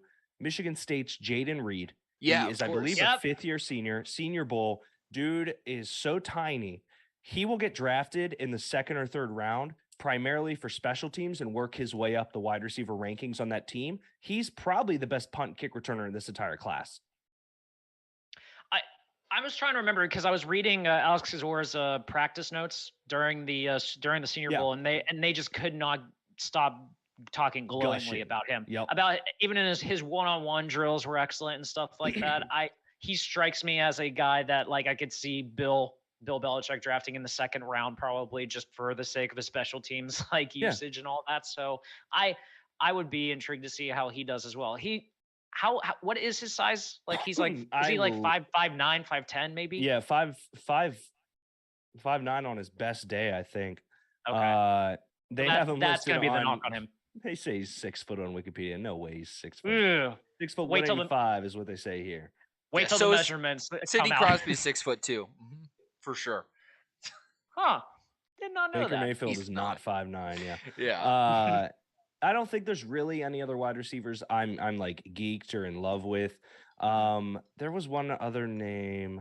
I see Marvin Mims here. I like that call a lot, Josh, to be honest with you. I can't think of who it was. I think that's really all the receivers that I kind of care about right now, except the one guy too, also for Penn State, who was hurt a lot of the year and is a sleeper dark horse guy that might do something. Parker Washington. Okay. Yeah, kind of one of those big body type receivers and stuff that might good slot guy and all that might make some headway in the combine and stuff. I saw us taking it in one of the mocks. Yeah, I would say though, but like my point is like if he has a good combine, he might be a day 2 pick or something because like they'll look at because I guess teams will probably look at injury history and try to make that determination for that. But yeah, I think it's kind of fair to say that just this wide receiver class it's just subpar compared to some of the previous class. 3 to 4 starters. Yes, like guys, but like compared to previous years though, like this is like it's nowhere close. Now it's weird to say that the wide receiver class is down, but the tight end class is absurdly deep. Let's go through I have the tight end list up. It is absurdly deep. Tight ends right now, and then hit running backs, quarterbacks, and be off it. But so tight end list right now. I mean Dalton Kincaid out of Utah. People are calling him the tight end in the class. Michael Mayer, I think, is the more built tight end, but Kincaid offers, in my opinion, Greg, it comes down to the Michael Mayer, the complete tight end, meaning he's there on all 4 downs, he's blocking all that stuff, to Kincaid, who is the athletic. So Michael Mayer might be your George Kittle. Kincaid seems more like your Darren Wallen. I was gonna say if you wanted to go more like a previous draft history and stuff, or the 2 Iowa tight ends, TJ Hawkinson and Noah Fant. Yeah. Kincaid would be the Noah Fant, and Meyer would be the Hawkinson in that sense. Kind of like. Let's hope it's not the Noah Fant. That didn't work out. Luke Musgrave out of Oregon State is set to go in that 3-4 round there, which is great. And then Josh previously mentioned Darnell Washington, who was like 6'9". Huge. The good thing is, if he fails as a tight end, you just make him fat and he's a tackle. Yeah. Well, the crazy thing about it too is like supposedly he's actually he's a decent blocker, which is something. I was 6'9", and it's at least hard to get around you. Well, here's the thing too. I expected the way that he was being described to me. I thought he was just all catch. He was like the Jimmy Graham tight end that he just was like all he did was just go out in the slot and try to make play. He didn't even bother trying to do that. That's funny. So that's Is there anyone else in tight end you guys want to talk about? I really don't care too much outside of the top. Man, 4, Michael Mayer had 9 touchdowns this year and 800 yards. Michael Mayer he's going to be a franchise tight end. He's a stud. Michael Mayer coming into this year was looked at as a top 5 overall talent in this class. He had 840 that's how good yards the year before. Only 7 tutties. He's Jason Witten. It's not the sexiest. He's a guy though. He's everywhere. That's the problem. Like tight ends are just like holy. I couldn't even tell you because Travis Kelce and George Kittle were not first round draft third picks. And 6th, 3rd and 5th, I think. Yeah, who's the last? Was Gronk or Aaron Hernandez the last tight end taken in the first round? Okay, duh. Other than Kyle Pitts. Greg, let's try and name off the top of our heads before Josh Googles. Outside of Kyle Pitts, Hawkinson and Font were both first round. Evan Ingram. Yep. Yeah. 10th. David Njoku. Browns. Yep. This is a good one you're missing. Njoku, yes. Ingram, yes. Hayden Hurst. Yep. That's that right. was the one. First rounder. Yep. Because Mark Andrews same year, 3rd round. He was late. He was 25. Yeah. I really think that's. There's in terms of 2017 was kind of loaded. Njoku, Ingram, OJ Howard, all 3 taken in the first round. Yeah, right. Big bust. Cool. Yeah, but that's the thing too with tight ends. Like it's just going to be one of those situations that like unless you're a unicorn of an athlete like Kyle Pitts was, I agree. It's hard to justify. You carry 3 of them on a 56-man, 53-man roster, like right. And there's only I would say maybe 3 or 4 elite tight ends. Are you ready for this, Derek? Eric Ebron was a first-round draft pick. Yes, he was. Lions. Detroit Lions. Forgot about that. He fucking sucked. He did. Let's get through quarterbacks we're excited about to watch at the Combine. Let's start with Bryce Young. I think his height's not going to be a massive issue. His size is what Mel Kiper keeps saying. Supposedly he will not be throwing, so there's that. Right now, I will say it. Let it know on March 2nd, Bryce Young will be the first pick in the draft. What? Bryce Young will be the first pick in the draft. All right, bobblehead bet. Who do you think? Ooh. Anybody. But the fucking Bears have the first pick. Right. He's saying that they're either going to trade the naive, pick buddy. or he thinks that he thinks they'll trade Justin Fields. One of the two Bobblehead will bet. happen. I'll do a bet. bobblehead bet there, and I'll do a bobblehead that the first pick is a quarterback, Josh, since you think the Bears stay. I'll do 2 separate bobblehead bets with you. Ooh. Okay, so here's what I'm willing to bet. Oh, you're pulling a fucking Greg. No, let's upgrade the bobblehead. Okay. That's what I'm trying to do. But what if it's a quarter? What if it's Will? You know what I mean? Okay, whatever.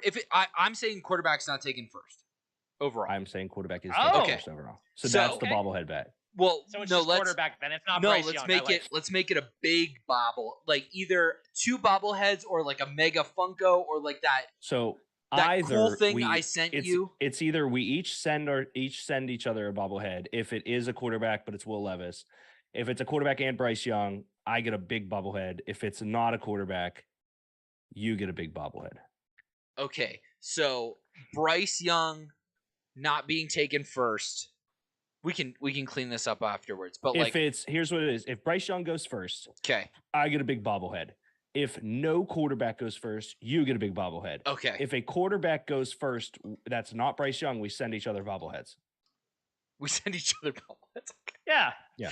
Well, I don't think I don't think the Bears take a quarterback. I absolutely agree with you. So why? Okay. Anyway, He's giving the There's notion a that they'll 0% trade. chance that the Bears finish the draft having taken the number 1 overall pick. There is a 0% chance that happens. That's the what Colts, you're saying. The Texans, the Seahawks. You think the someone's going Raiders. out. Okay. All right. Right. Okay. So what I'm saying to you, Josh, is at the very least, I am getting a bobblehead. Okay. Good. Okay. Good. Okay. Move all right, on. cool. Yeah. Good talk. Good talk. Quarterbacks I'm excited to see at the combine. So Bryce Young with his small frame, Will Levis in his arm. Next. Stroud, I think, is kind of like the full prospect of it, I guess. So that's fine. But I'm excited to see Anthony Richardson at least show off his athleticism and then have scouts drool over it and then realize that he is not ready. And then get like all that overhyped crap and all that. I'm excited. I'm excited for the fact that Anthony Richardson is going to get a lot of love because he will probably do every athletic trait well. Yeah. So after week 1 of college football, Anthony Richardson was the number 1 pick. After week 2 of college football, Anthony Richardson was lucky to be drafted in the 3rd round. The tape on this guy. So Greg, I previously said something where I stood by the Seattle Seahawks not selecting a quarterback because when you surpass your win total by 4 games and you make the playoffs, you need to add, not subtract. Right. If they move back, let's say they move back to the Panthers pick at 9. So Seattle moves from 5 to 9. Yeah. Panthers move up to 5, get their quarterback. So we're looking at Bryce Young at 1. We're looking at, Will Levis at 4 for the Panthers. We're looking at CJ Stroud at 7 for the Raiders. 9 is Anthony Richards' landing spot because Seattle will absolutely take the quarterback of the future and Anthony Richardson and let him sit behind Geno Smith, Anthony Richardson needs a mentor. Seattle will not take a quarterback at 5. If they trade back and Richardson is there, which is a big if after this weekend, Seattle should and will take Anthony Richardson, who is instantly a top 5 rushing quarterback in the NFL. I'm thrown off for a second because you actually didn't even say the Colts. You don't think the Colts are going to take QB? I don't know. I think the Colts might do it. They might trade up to 1 and take Bryce. That's what this mock that I have on CBS Sports Up says. So they'll trade up. Yeah, the large thesis here, I apologize, Greg. I don't think any of those teams are built to take Richardson right now. The Raiders, the Panthers, the Colts, and the Texans, none of them have a quarterback in place that I would feel comfortable Richardson learning from. Yep. Panthers, if they re-sign Darnold, maybe. Which I believe they've already talked about, or Yes. I've read stuff that the Panthers apparently are like talking to the Packers about Rodgers too. So like that's even like up in the air at that point. So we'll see. You're looking at Carr to sign somewhere. You're looking at Rodgers somewhere. There's a lot of moving parts. For me, I don't think any team has the luxury of taking Richardson and force. And this is going to be an unfair comp, Greg, but it feels like Deshaun Kaiser. And hear me out. Richardson's a much better athlete, much better quarterback. Deshaun Kaiser showed flashes of brilliance, came out a year too early, and was taken by the Browns and forced to start and turn to shit. Yep. If Anthony Richardson is forced to start next year, which he would at the Texans, which he would at the Colts, which he would at the Panthers, which he would at the Raiders over Jared Stidham right now, I think it's a bust pick. Mm-hmm. So this is essentially the Patrick Mahomes situation that is needed in this case. Now, granted, yes, Mahomes was a lot better coming out of college than Richardson is right now. Very much so. That is a clear case in that sense. But Anthony Richards is so explosive, God. He's so much fun to watch. He is. Josh, he has tantalizing is probably a word they'll use a lot. Great word. He has tantalizing athletic traits that are going to wow everyone that sees him. But if you have him start his rookie year at all, it is going to blow up in your face. And actually, I would not be opposed at all if it's a situation that is also like Jordan Love, where he doesn't just sit for a year. He hasn't just sit for a year. He sits for maybe 2 or 3. If you tell you why I don't like that? Why? I don't believe there's a team in the first round who has a starter they're proud of who would take Anthony Richardson. Interesting. I mean, we can go through. God, we can go through the draft. Utah was so fucking good. I'm sorry. So I watched that whole game. I just remember being like, "You're good." I don't know who this Florida quarterback is, but he's fucking balling. So Chicago, not taking him. Yeah. No. Houston, not taking him. Arizona, not taking him. Colts, no. Seattle, no. Detroit at 6. You know, love that. They're not. But but I love that. But they also have the pick at 18 that they could trade up in that case too, and maybe do that if they wanted. But they're not. They're not wasting this. They're not wasting the 6 on there. Do you know who's the true dark horse to start him in year 1? Atlanta. The Atlanta Falcons. Mm-hmm. They just cut Mariota, yep. Which it made sense. It was logical. He did well. They're ready to move on. Ritter's there though. We'll see what happens. Carolina, they shouldn't, but they could. Philly, they're not taking him. Tennessee. This city would burn down if Hendon Hooker is not a Tennessee Titan by the end of the draft. Oh, that'd be incredible. Can you imagine? I would not even. The best argument I heard at work was his name's Andrew. He's a good old boy from here. And then Sam, who's on my social team. Sam's from Georgia. He's a Georgia fan. Go Dogs. Okay. Andrew, Tennessee fan. Andrew was ripping on Stetson Bennett's age. Sam said, he's the same age as Hendon Hooker. And Andrew's response was, Hendon's 1 month younger.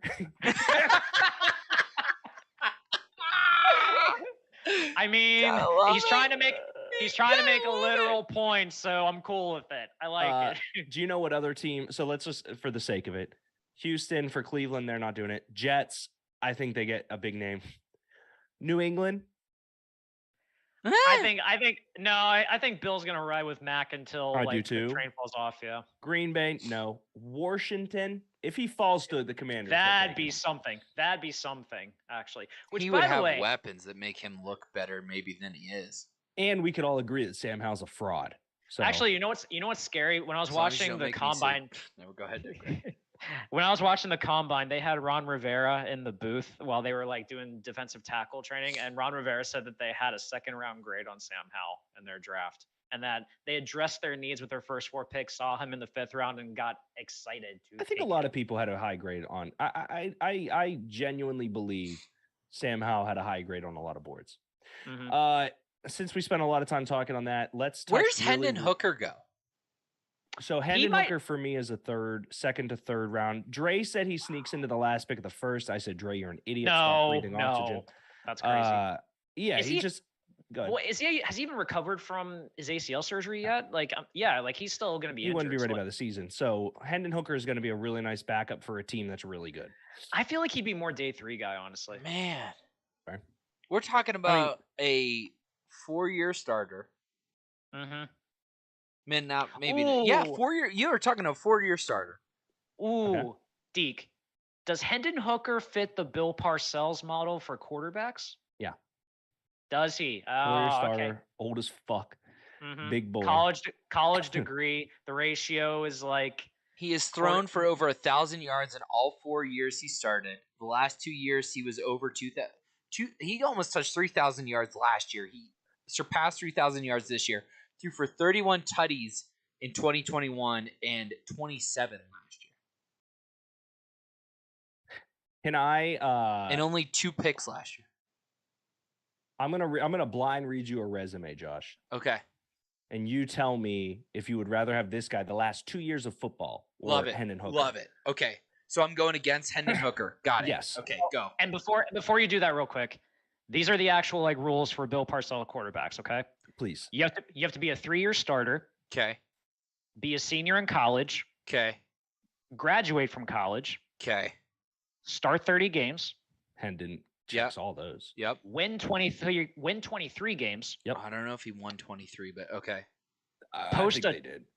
Post a 2-to-1 touchdown to interception ratio Well past that. and complete at least 60% passes thrown. Yep. Okay, good. In fact, he So has he's about- never been below 60 in his starting career. So he's a Bill Parcells quarterback, though. Okay, great. What's the blind one? This is a. I'm gonna give you 2 Okay. because these are both combine quarterbacks. Okay. Currently or Currently, Okay, they're great. in this draft class. great. Lay it on me. 2021. This is QB1. 2021. Completions 185, attempts 287. Completion percentage 64.5. Yards 2,862. Touchdown interception 29-7. QB rating 176.7. 2022 for QB1. That's pretty fucking good. Okay, great. Okay, good. 310 completions on 454 attempts. Completion percentage 68.3. Yards 4,127. Stetson Touchdown Bennett. to interception 27-7. Stetson Bennett. Stetson Bennett. Yeah. It was- the first year I was like, that was pretty good. Then the second year I was like, oh, it's fucking Stetson Bennett. Yeah. Stats for another quarterback in this class. Okay. 2021 for QB2. Yeah. Attempts 227, completions 145. Completion percentage 63.9. Yards 2,048. Touchdown interception 16-6. 2022. Attempts 419, completion 267 for a 63.7 completion percentage. Yards 3,698. Touchdown to interception 32-8 with a rating of 159.2. Would you rather have Hendon Hooker or QB2? Wow. Who's QB2? Max Duggan. Oh, You know what? The 16 touchdown thing in got me. in the first year got me. should have been the throwaway. Damn. you got me. It's You tough got me. because I also enjoy Hendon Hooker, Josh. Because and you know what? And this doesn't help because of the Stetson Bennett argument, but like SEC, It's tough. right? Dude, that makes Stetson Bennett look so good. It makes Yeah. Stetson Bennett look so fucking nasty when you. And I guess the difference is right. Like Stetson Bennett's throwing to like legitimate future NFL George starting Pickens, receivers versus. I was gonna say. And the defense is. Well, I was also other gonna end. say last year. I don't think was Georgia's receiver group like even like that highly regarded like this past year. Like I know the They're tight just ends young. are the tight ends are extraordinary, but the receivers I didn't think that anyone like Georgia was anyone, hurt like- all year. okay. I say we get to a game because we are already at 7:40 my time, 8:40 your time, 6:40 your time. God bless time zones. God bless it. Mhm. Does And I that have make the us Pens game. bilingual or something? Trilingual. Thank you. I actually have the Pens game on in front of me. They're up 3-2, so that's nice too. Could you focus on the show for one episode in 6 years? I'm Always got something trying. on the TV. What? I I'm watching our show multitask. to read comments. I can multitask. Thank you. Hello, very Tyler much. Yeah. Wallenberg. All right. 3, 2, 1, and they're off. March Damn, I Madness haven't even got trivia that yet. is slow.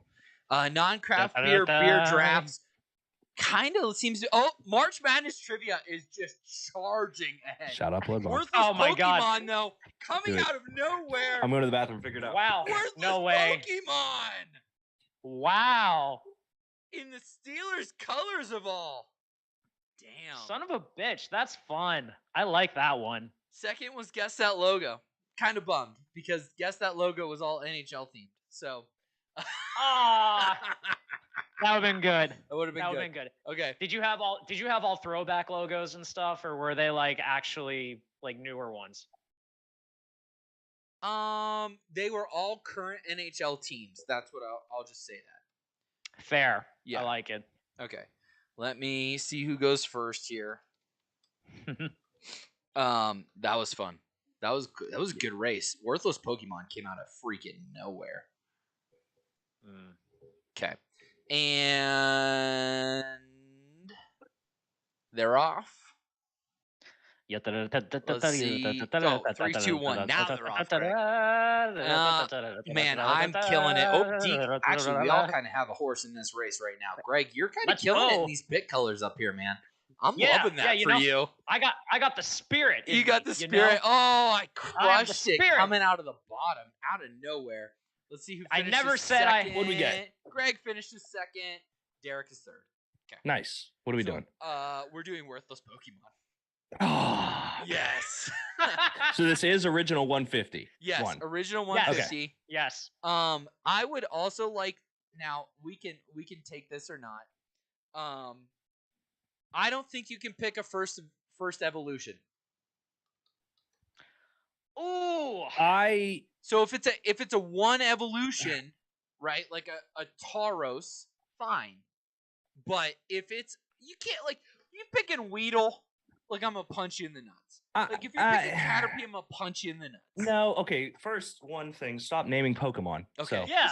because we clearly haven't decided the rules of this yet. Sorry. Josh literally named 153 of the Pokemon that are in the 151. Or more to see, as the song. For goes. me, that takes away about 4 or 5 key ones that are only two evolution forms. Yeah. Oh, the 2 evolution. Okay, let's say first evolution of 3.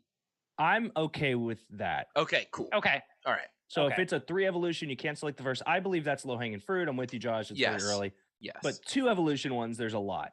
True. There's one in particular who should be 1-1. That is the one. Okay, Yeah, all the right, one. all right. I'm first. I was waiting, Greg. Oh, Magic. Those. I know, right? First. I was waiting for you to say that name in your cadence of rambling there.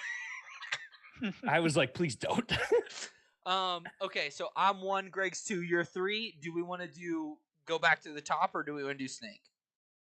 Let's do Snake for this one because we Sure. did back to top. Let's just alternate weeks with that thing. Love that. Is that okay? Sure. Okay. That's fine. Yeah, sure. I like the other one, but I also like Snake. I didn't really feel some type of way about either one. I think it's just a nice switch up. Okay. 1-1, and I'm currently, and this is the first time I'm announcing this publicly, I am going to play through all the Pokemon games in order. You need a fucking job, man. Way too much time on your hands. Jesus Christ, Way too much Greg. time on your hands. We're 30 years old, Josh. I'm 30. I'm going to be 33 in like 2 months. Aw. You're wearing Way to suits remind and him. shades to review pizza. You're Like back hair and all that.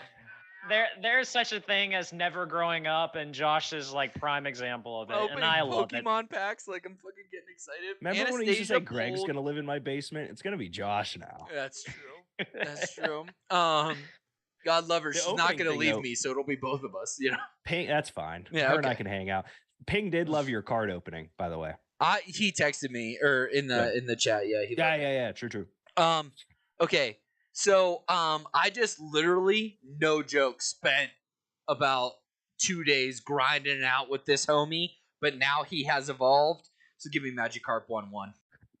Yeah, Yep. that was the big one where we're talking about the generation of guys. It Yeah. it just has to happen. He's terrible, but he does learn tackle at one point.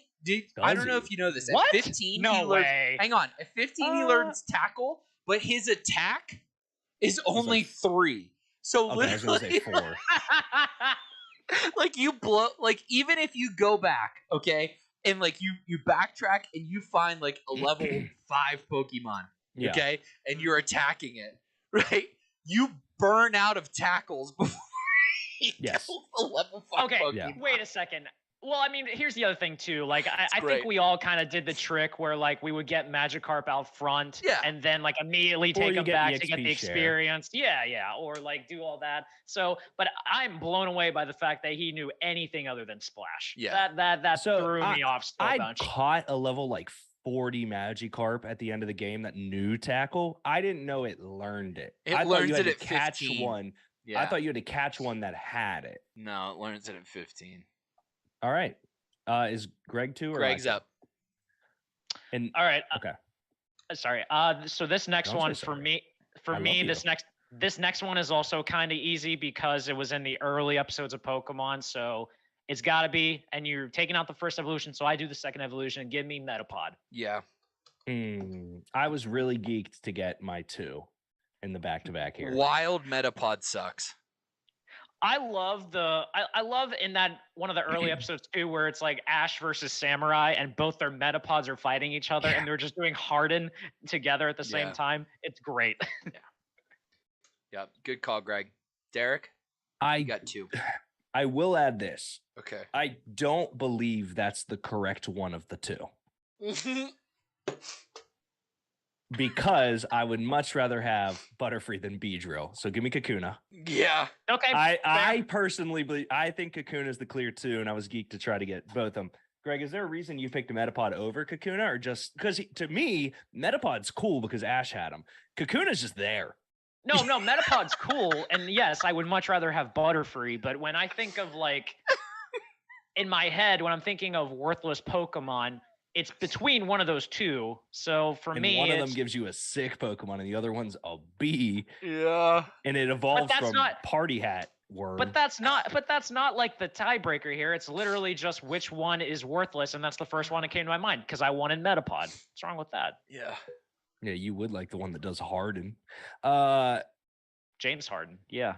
What up, Ty? He just fucking the Sixers took a glancing blow there. Yeah, Ben Simmons sucks ass. Fuck you, Ben Simmons. All right, I'm up for my second. Yeah. I was for a half second there when Greg was talking. I was like, if I get Metapod and Kakuna, that'd be crazy. That would be fun. Yeah, give me Rattata. Yeah. Okay. For me, he's one of the early ones that like you need and you have. He is an HMTM slave.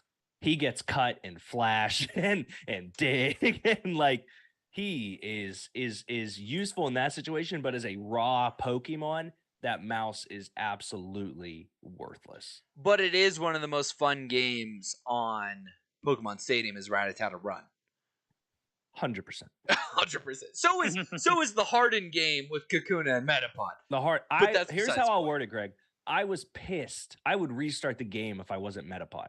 That's how much better Metapod is than Kakuna for me. Personally. I felt like the point broke the rocks better. I don't know. Yeah. Kakuna's just circle and just bam. The Metapod was like breaking rocks, man.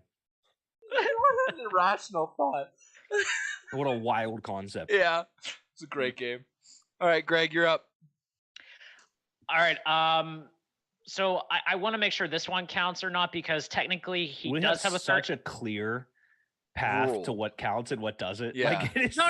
But here's the thing. wide. No. Here, let me explain. You said it's not beginner evolutions. He doesn't have his third evolution until another region. This is that's fine. 151. 150. This is You're That's fine. 151. Yeah. That's fine. Okay. Give me Zubat. That's a great pull. Yeah, Yes. Greg. That's a great pick. Yeah. Crobat is not in the 151. Okay. And Crobat sucks too, so what's it matter? And can we all agree too that Supersonic is just like Dumb. is pretty useless. It's just useless like, unless it's used on you. Like, Like, oh, look out, here's Trainer Joey. Oh, my Pokemon he's not confused anymore. And then I'm in a gym and my fucking Bulbasaur can't even speak English to me. He's like, bleh. Speak English. Why is Bulbasaur speaking English to begin with? Bulbasaur saying Bulbasaur is speaking English. We can all yes. agree on Okay, that. all right. We can Okay, all okay, agree on that. Fine. Yeah. Okay, I'm jumping right to the final evolutions. Okay? Yeah. I'm interested in what the finals we accept are. Nidoqueen is fucking worthless. Ooh. Nidoking is barely functional. Nidoqueen is worthless. I don't know, man, because like depending on how you train them, like they know ground and rock attacks. They know some punches like ice or fire. Greg, has a Nidoqueen ever been in your top 6? Not that I recall. Maybe Stadium Done. at one point, but Done. no. We're No. done here. We have a comment. Okay. It says, "Hi, I picked Jinx because of blackface. Shout out Anastasia Lambs." Jinx knew ice attacks, so I mean that was kind of. Greg, stop defending people that wear blackface, please, on the show. Okay. I personally think Nidoqueen is a terrific pick. I think Thank you. Nidoking, in my opinion, is kind of worthless too. He's not on my board because the poison aspect always does well for me. But Nidoqueen, I don't think I ever got a Nidoqueen. Okay, next up, Persian. Anybody that takes the time to evolve in a Meowth is an idiot. Facts. It's a good pick. So if you have a Persian, like I don't know how'd you get there? Who hurt you that you evolved a Meowth into a Persian? Fuck That's a good Persian. point. Greg, you're up. Any normal type is just like, what are we doing here? Yeah. I'm kind of bummed because I actually wanted to take. I was gonna take Meowth, but now I'm kind of like, you already took Persian, so that's kind of like. I don't really know if I want to do that now. So I'm going to go a different route. I've never used one in like an attack mode or anything like that. So give me Chansey. Yes. Really? Yes. Yeah, Chansey's worthless. Oh, wow. I like, don't get me wrong. Like as in terms of like someone who's like, in the Pokemon Center and stuff, like, and is nursing Pokemon back to health. Cool. That's my argument. That's my argument. But No, in terms of battle, no, I get it. But like in terms of battle, I don't see the word battle in this draft, Greg. We didn't clarify show versus. I see worthless Pokemon. Anything. Yeah. I mean, Chansey's literally bringing Pokemon back to life. Greg, do you hate doctors and nurses? Also, Chansey? No, my mom's a nurse. So you hate your mom? Hey, Chansey's a holographic card. The one you pulled, yeah, that's true. It was. Aren't they Chansey's all holographic. Huh. Persian's not holographic. Nidoqueen isn't. Nidoking is. Just saying. Just saying. I don't know, Greg. I'm kind of swaying on you. To me, if we're going anything in the video game, Chansey to me was like an elite, evasive, I have to get it Pokemon. Like I felt like you had to go to what was the zoo area called? Safari. Yeah. Safari Zone? Yeah. I had to go to Safari Zone. I felt like it was hard to get. So that's why I liked it. In terms of actual battle usage, Greg, I agree with you. Like Egg Toss just doesn't do it for me. Right. Like, she goes. Didn't get the job done. Yeah. I mean, if it was Egg Bomb, maybe, but not Egg Toss. Also, shout out to Atlanta because I think Teddy Perkins proves that Atlanta is in the Pokemon world because that ostrich egg is a Chansey egg. Yeah. Shout out Teddy Perkins. All right, I'm up for 2, right? Yeah. Yep. All right. I'm going to go with Pharaoh. Ooh. Hear me out. The realm of birds in this first generation, kind of cool. Sparrow and Pharaoh suck ass. Pharaoh is terrible. They're basically just jerks when you think about it. Yeah. The first episode, Pikachu. I hate Pharaoh. I think Pharaoh is the Pokemon on the list that I've used the least.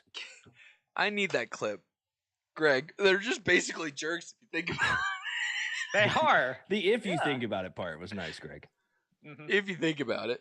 Yeah. Okay. Yeah, Pharaoh, absolutely. Next. Okay. I'm stuck between 2.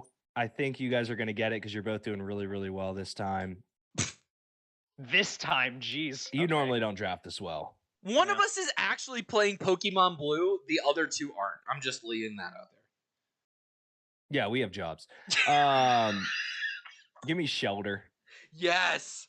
Yeah. Yeah, Cloyster would have also counted here either way. No, dude. Cloyster's got ice on the bike episode when she grabbed Charmander's little backwards dick and just went, meh.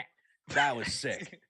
Yeah, Cloyster's His got tail, Aurora sorry. Beam, man. Like that thing could do some damage if you weren't careful. Yeah, Cloyster had ice, which was massive in this generation. Mm-hmm. True. Which then would become its own thing, which was bizarre. But yeah, anyway. But you could see a lot of these Pokemon had like, oh wow, he can do that one thing, and then like we should probably make that a fucking thing. Right. I remember I used to think that like Cloyster and Ghastly were kind of like were maybe like somewhat close in evolution because I would think like if Cloyster opened up, like it would be Ghastly. It's a weird thing. I don't hate that, Greg. Never proven right though. So okay, Greg. All right, you're up. I feel good. This one pains me because I do think he's a cool design, but honestly, he is kind of useless. Far-fetched. No, yeah. Those are what I was between. I love Farfetch'd. He carries around a leek, Josh. He hit you with a vegetable. He's useless. I'm sorry. He's cool, but he's useless. What name something he's good at, Josh? I've carried a Farfetch in my top 6. What did it do? You also carried Wyoming's media mentions the past 3 years on this show. I don't really. That's not much of What's a statement. What's the claim there? Farfetch is the Wyoming of Pokemon. Like, I don't. It seems cool in theory, but once you get it, you're like, Listen, he talks a big game. He speaks softly and carries a big stick. You know, that's literally Farfetch'd. The tales of him being good is Farfetch'd. That's the way his name came about. I love that Pokemon. Well, that's not true. That's a Farfetch'd tale. Also, that's a great episode when he is stealing all the shit. When he's just like, bah!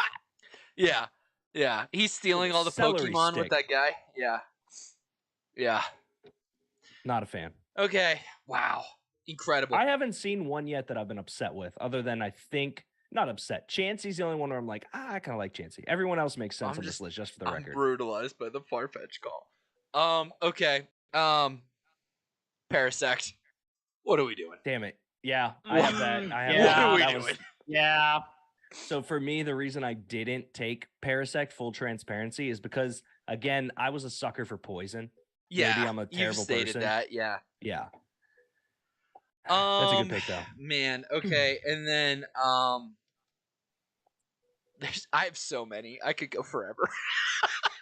Tangela. What the fuck is going on here? Tangela. It's mostly poison. Yeah, pretty much. It's worthless. It's fucking worthless. Is that Ty said child Chansey underneath ultimate. there? Oh, true. What is that thing? What? Chansey was an ultimate XP farm, so just experience points. That's a fair point, Bang, in the game. Yep. What What's up, up, NBA NBA Rigged? Riggs? What up? I apologize for belated. Wonderful stream. How you 3-5 down? We're good, buddy. Blood Bomb, NBA Rigged once again together. That's our two favorite little viewers there. Anastasia, what are you crying about? What's the one that you didn't like? I hope it was me telling you that Wyoming is the far-fetched of Yeah. Pokemon, but All right, that closes out mine. Tangelo is my last pick. Greg. I have a couple, Greg, so I'm very curious. Yeah, I have some thoughts about this one, but Were you gonna say in my head? Yeah, I got thoughts in my head. I got thoughts in my head. This one's honest. This one might be a little controversial. He's more so just kind of a pest than anything. Give me Mankey. Ooh. Strong disagree because of the TV show, though. If it was, I love Primeape. Love Primeape. That's the other thing. I will suck it up to Mankey, get a Primeape. I will suck it up, but I don't hate you. Yeah, Mankey's just kind of a pest. Like the only thing that he did, he stole Ash's hat. You know, that's it. Like I get it, and there's a couple other options I was thinking of too. So but like sick though. But yeah, Primeape is a badass. Like Mankey, no, doesn't do anything for me. Ash has a Primeape, not a Mankey. No, I know. Well, like the Mankey. Yeah, the Mankey steals his hat. And then evolved into Primeape. Primeape steals the hat. Mankey steals the hat. He fights it with Charmander. It evolves. Okay, I'll take your word for it. I promise you, it was a Mankey when it took the hat. You're fine. I know. And right. Yeah, Primeape's a badass. Like I'm not arguing that. It's just Mankey in general. Like it barely knows any like fighting techniques or anything like that. So like there's just I'm not crazy about it. I think that's second generation NBA rig. Happening. We're only doing first generation. Happening was it was generation 4, Josh. Oh well, yeah, shit, way later. Sorry, I just googled it. I had no idea when it happened. I think you're thinking of Chansey, or not Chansey. Who was the egg? Togepi. Togepi. But Togepi is second generation. She's not first. Yeah. Yeah. Agreed. Okay, I'm up for my last one here.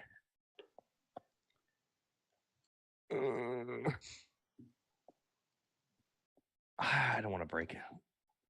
Give me.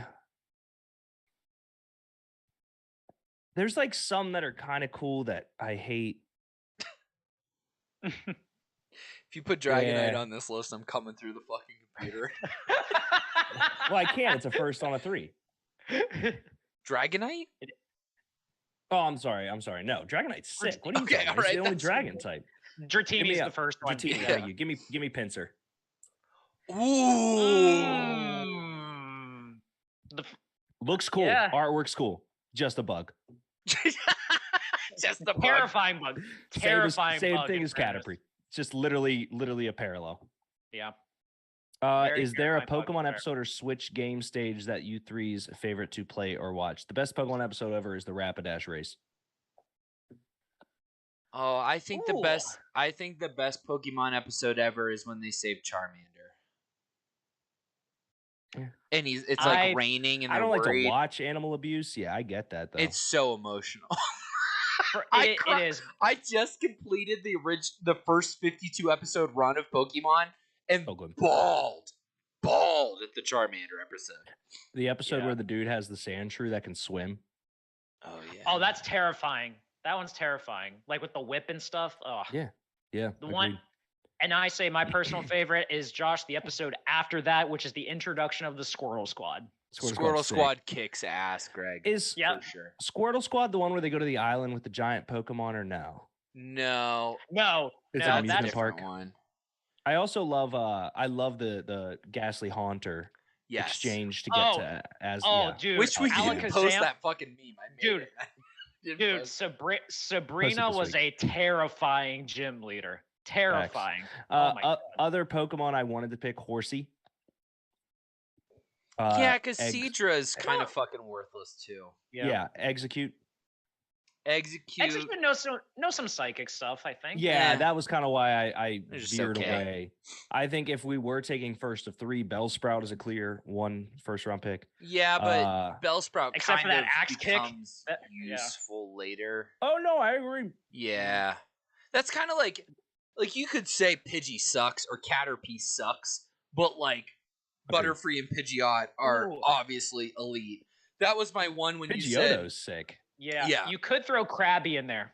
So for me, I Kingler's was big on the TV show for like Kingler's one of my favorite Pokemon. Really? Right. Yeah, just like a big crab. My favorite's Jolteon though.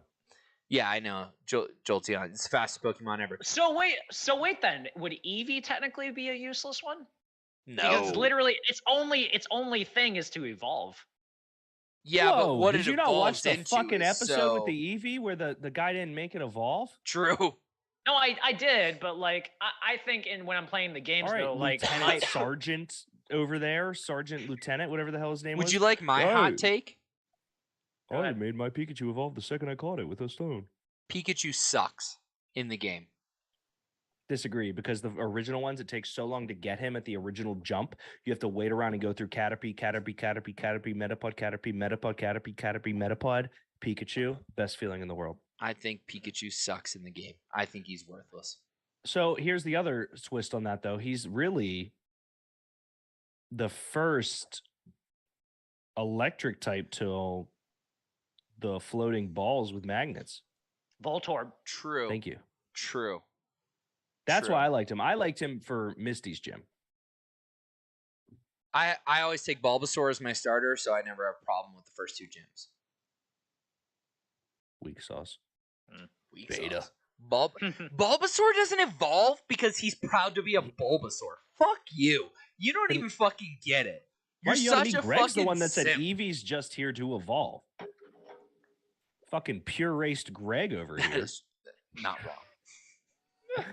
This has been another wonderful episode of 2 vs. Deep. Blood Bomb, NBA Rigged, Ping, Anastasia for her blackface comment. That was very funny. We appreciate all you guys. This was a great episode. Greg, do you have anything else you want to say?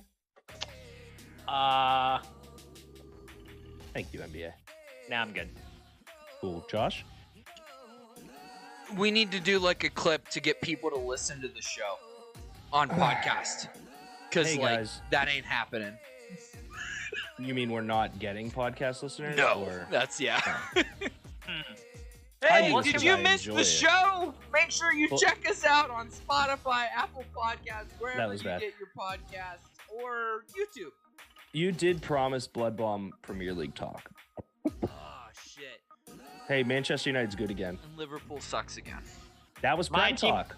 My team's about to get relegated. That's Prem talk. Hey, did you miss the show and want to hear it? Check out our podcast on Spotify.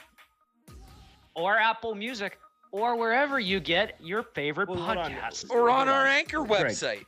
Yeah, does Anchor distribute every? Where are we, Josh? Just Before Apple Greg Podcasts just- and Spotify. Okay, so Greg says wherever you get your podcast. We're not on If Podbean. you get yours from a microwave, we're not there. We're not there. Greg beat us in the FA Cup. Yeah, if you want to hear a podcast, look at us. Hey, we talk on the internet. Greg shows his penis. On the podcast Sometimes. only, On the Greg podcast shows his only, penis. yeah. On the podcast only. Only audio. On the Greg podcast shows his only. penis. On the podcast. That's That'll it. do Greg's it. penis. Listen to the podcast. That'll get him. All right.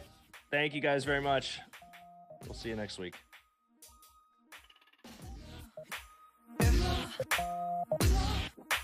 Love.